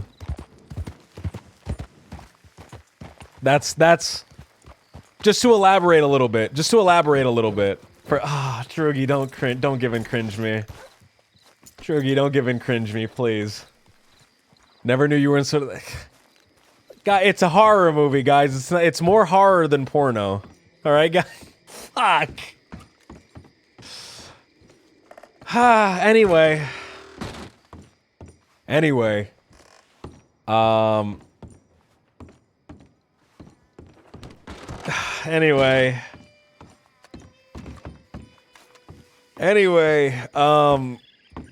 I've been watching movies. I saw The Lost City, which I really didn't enjoy, and I saw The Outfit, and I saw the Batman movie, and I've just been seeing tons of movies. I've just been seeing tons and tons of... I'm gonna see Morbius tomorrow, because that's coming out.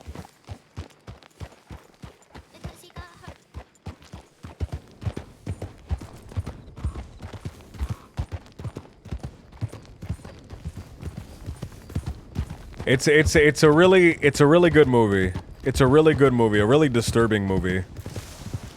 A movie that that made me genuinely uncomfortable at points.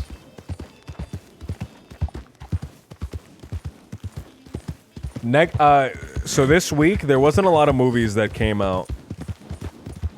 But tomorrow is the start of the next movie cycle. Starts tomorrow, and I think Morbius comes out tonight. I'm watching tomorrow. A movie called The Contractor comes out. I'm probably gonna watch it at like Monday. I don't know. I've been enjoying that. That's been my hobby. That's what I've been doing with my free time. I don't have a lot of it when I'm home. I find it so hard to, like, do anything else. Because when I'm home, I don't even talk to my friends anymore. I feel really bad about it. I, like, barely talk to them anymore. When I'm home, all I'm doing is, like, getting video footage stuff. Now, at least the last few days, that's been taking up a vast majority of my day. Is figuring all of that stuff out, but I think I have it now. I think I have it figured out now. But editing videos, finding new music. Sometimes I grind a little bit, but being able to be in a location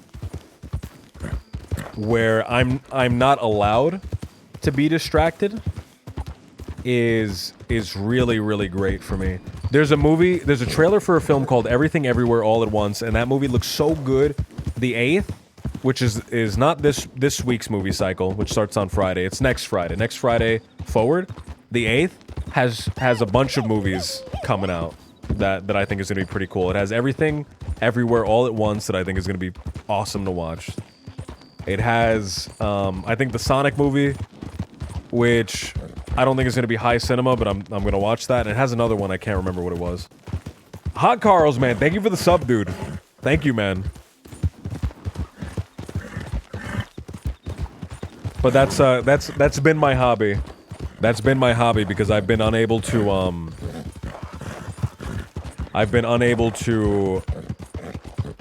what's the word? What's the word that I'm looking for? I've been unable... I'm not really able to, like, just sit down and pay attention to a movie, pay attention to anything. When I'm in my house, I'm really busy and I'm really distracted. It's good to be able to sit down and do something completely focused. And also, I like popcorn.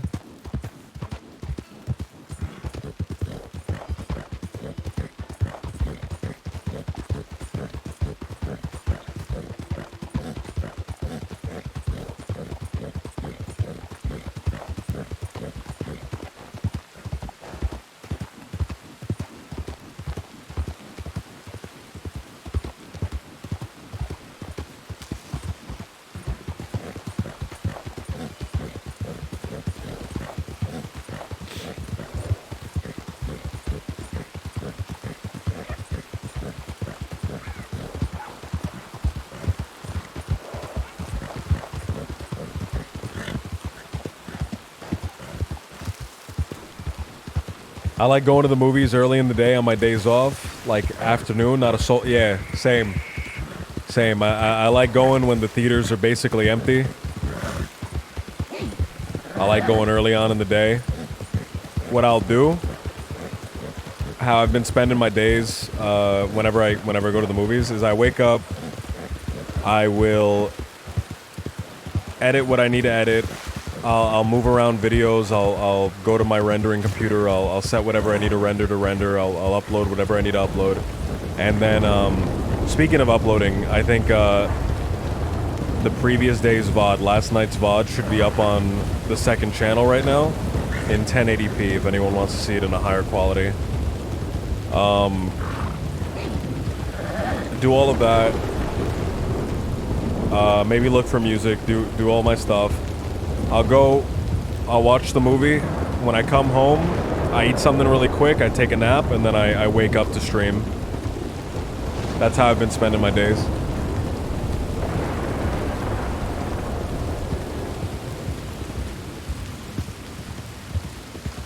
And then when I finish stream, I usually drink some water because I don't drink anything while I'm streaming. I'm severely dehydrated by the end of my stream.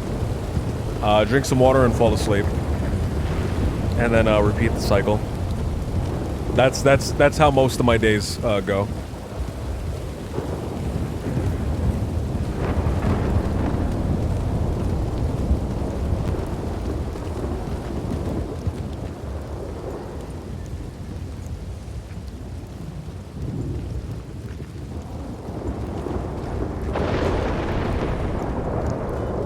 Nobody's here in Valentine. Let's go down to Let's go down to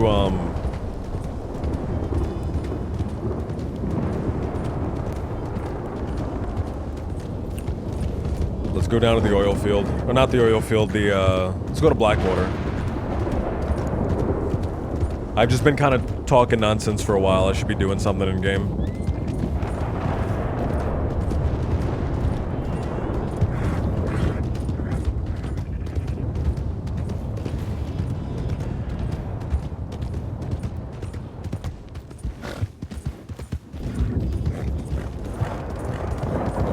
Morbius, the movie looks so good. I'm interested in seeing it. I haven't seen any of the Venom movies. And I'm not sure, I'm not sure if...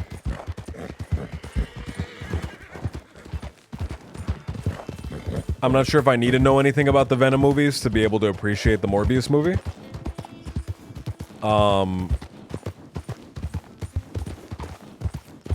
Venom 2 is whack. Here's a little known fact.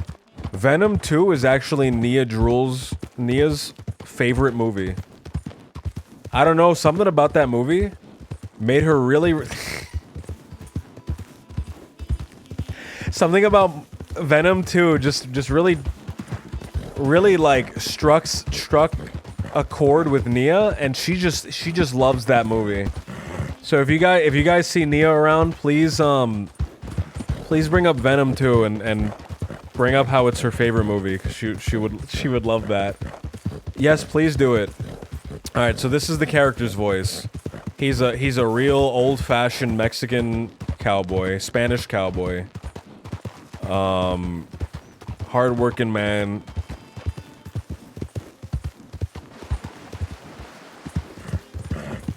Just a real old-fashioned Mexican cowboy.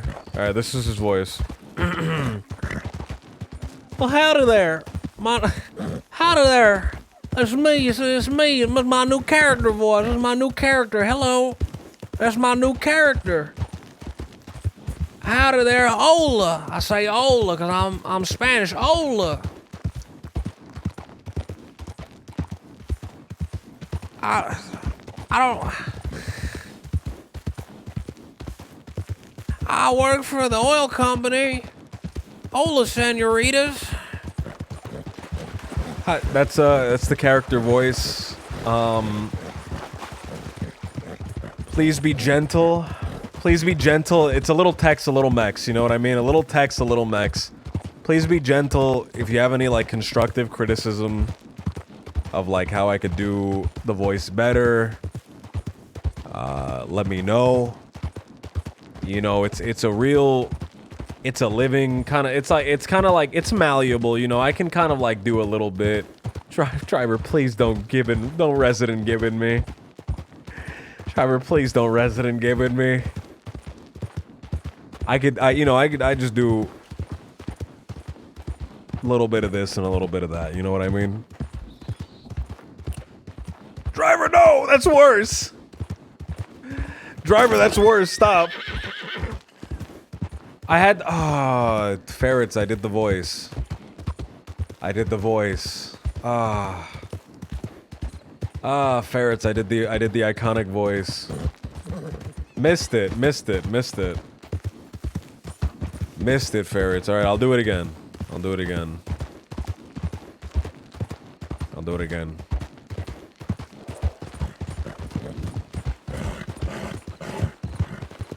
I don't know if I could do it the same as before. I don't know if I could do it the same as before. Let me... Mira, amiga, listen. I don't care who you might think you are. I don't care who you might think I am. All that matters is I'm getting this oil where it needs to go, and I'm not gonna let you stop me. Something like that. Something like that. Something like that. Ah! Can't fucking move. I'm stuck. It was bad. The last one was better. The last one was better. I did it again and it wasn't as good. You know what I mean? I did it again. It wasn't as good. Al Pacino.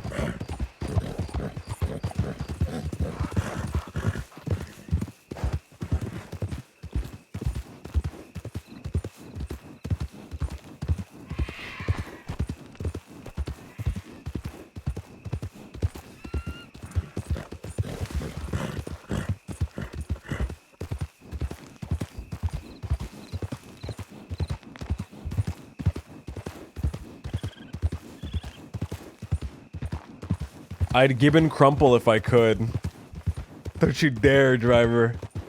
Don't you dare Gibbon crumple me.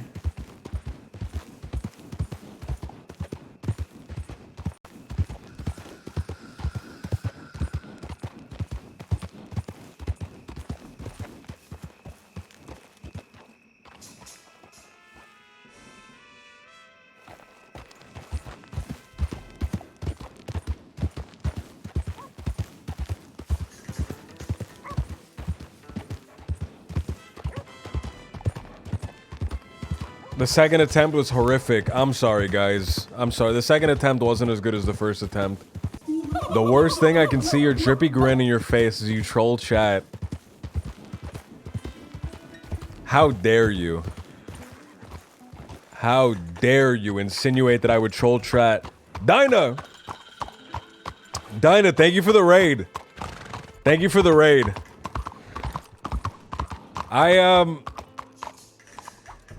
Dinah. Ferret says the most different real voice and character voice of anyone I have watched.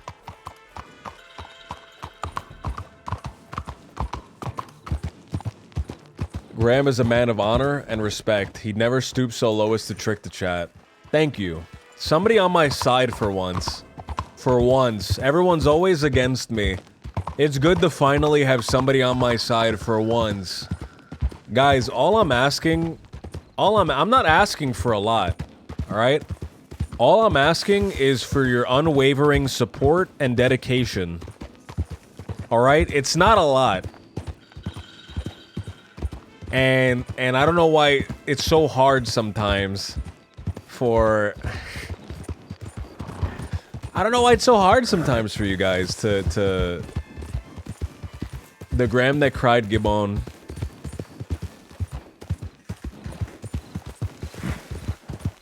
Guys, all I want is your unwavering, unquestioning trust of me. To take everything that I say at face value completely straight and just believe it when I say it. That's all I want. It's all I want. It's not hard. It's not, you know, I'm not wild. I'm not crazy. Am I crazy? Am I crazy for wanting just a little bit of respect? I just want you to blindly follow me.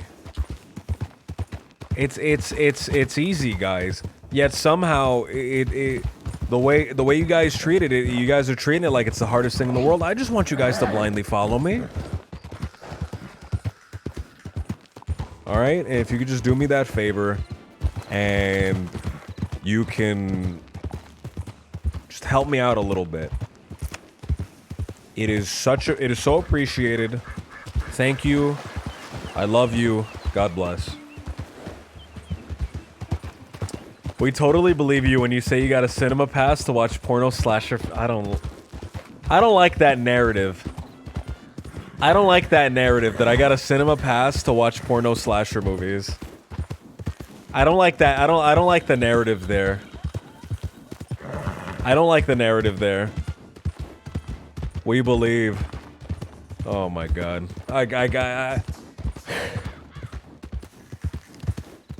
There's nobody around. I don't know where everybody is. I really don't know where everybody is. There was nobody in Rhodes. There was only one guy in Saint Denis.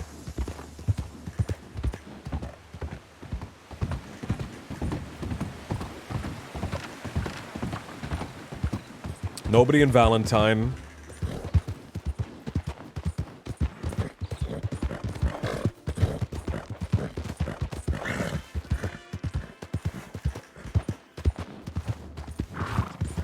In Gibbon we trust. There's a small little creature out there that could use your help.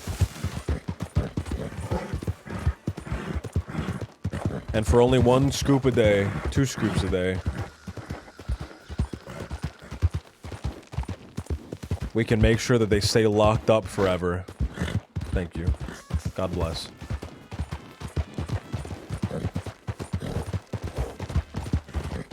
They're riding around looking for people just like you. Maybe that's the case. I have no idea. I have no idea. He will grace us with his 18 to 24 inch stature, bringing us wonder with the arm span of the average human. I don't like 18 to 24 inch stature. I don't like I don't like calling it that. I don't like the stature of a gibbon. I don't like the idea of the stature of a gibbon. I'm gonna go to Valentine, see what's there.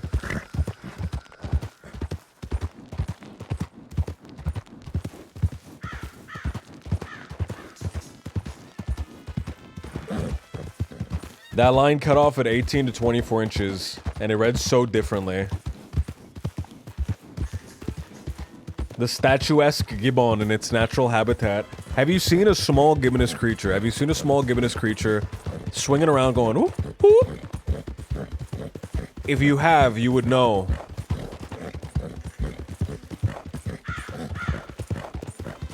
That these things are little fucking menaces and they need to be stopped.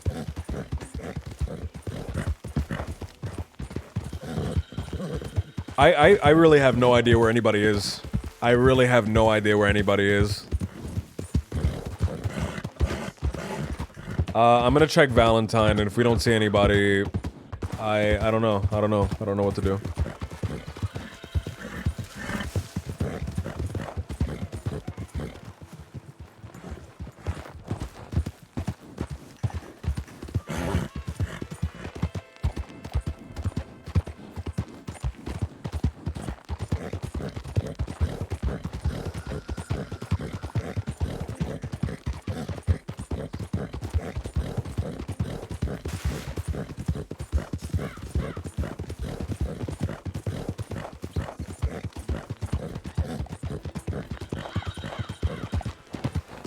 I never had really paid attention to gibbons. I didn't understand your fascination. This led myself and my wife down a YouTube gibbon vid hole. Now I understand. I blindly follow. If anyone's interested in getting into gibbons and getting into gibbons, because you kind of gotta get into it. Like the first season of gibbons is a little rough, but the second season, kind of going forward, it starts picking up. You know what I mean? You gotta really get into it. If you guys really want to get into it, there's a gibbon playlist on my YouTube channel called The Gibbon, Nature's Most Bonkers. And I archive all the gibbon videos that I come across there.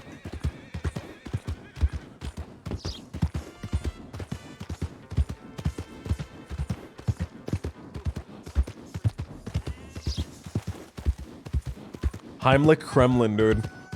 Heimlich Kremlin, I'm surprised that didn't work. It was such a good disguise. He was so incognito. I don't know how it didn't work. I mean, he was basically a different character at that point.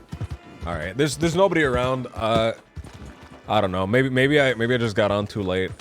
There's nobody really around.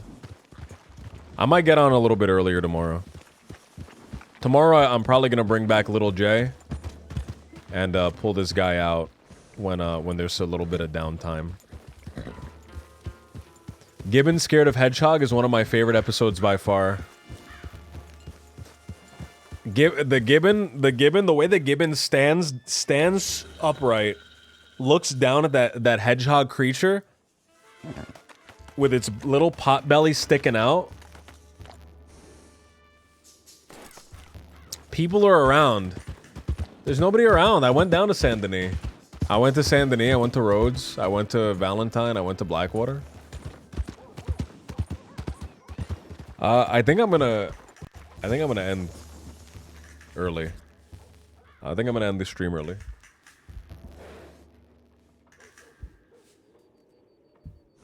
I'm going to end a little bit early.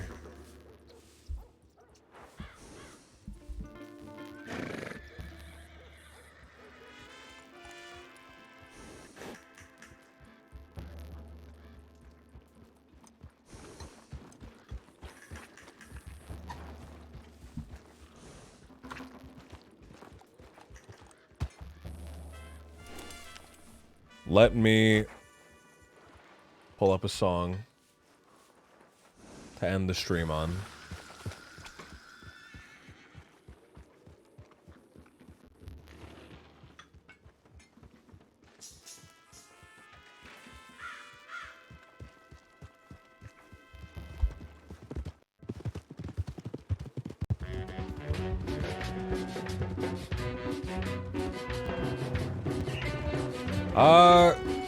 Yeah, fuck it, we'll go with this.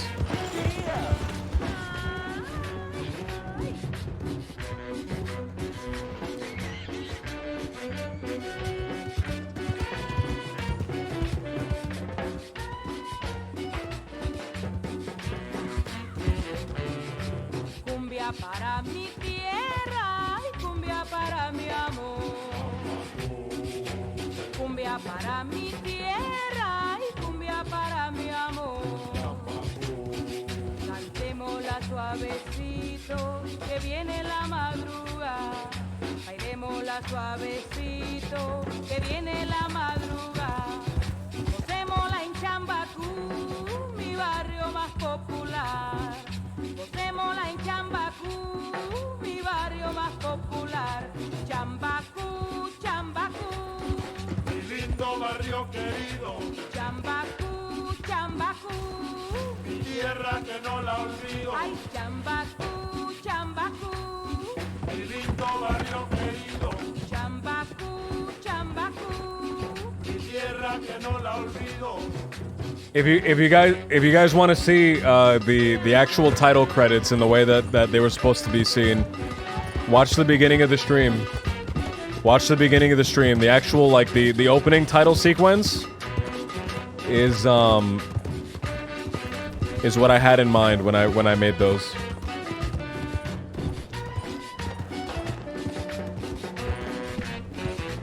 Chambacú, Chambacú, Mi lindo barrio querido, ay, Chambacú, Chambacú, mi tierra que no la olvido. Chambacú, Chambacú, Thank you guys for being around. I'm bringing back Little J tomorrow. Probably. Tierra que no la olvido.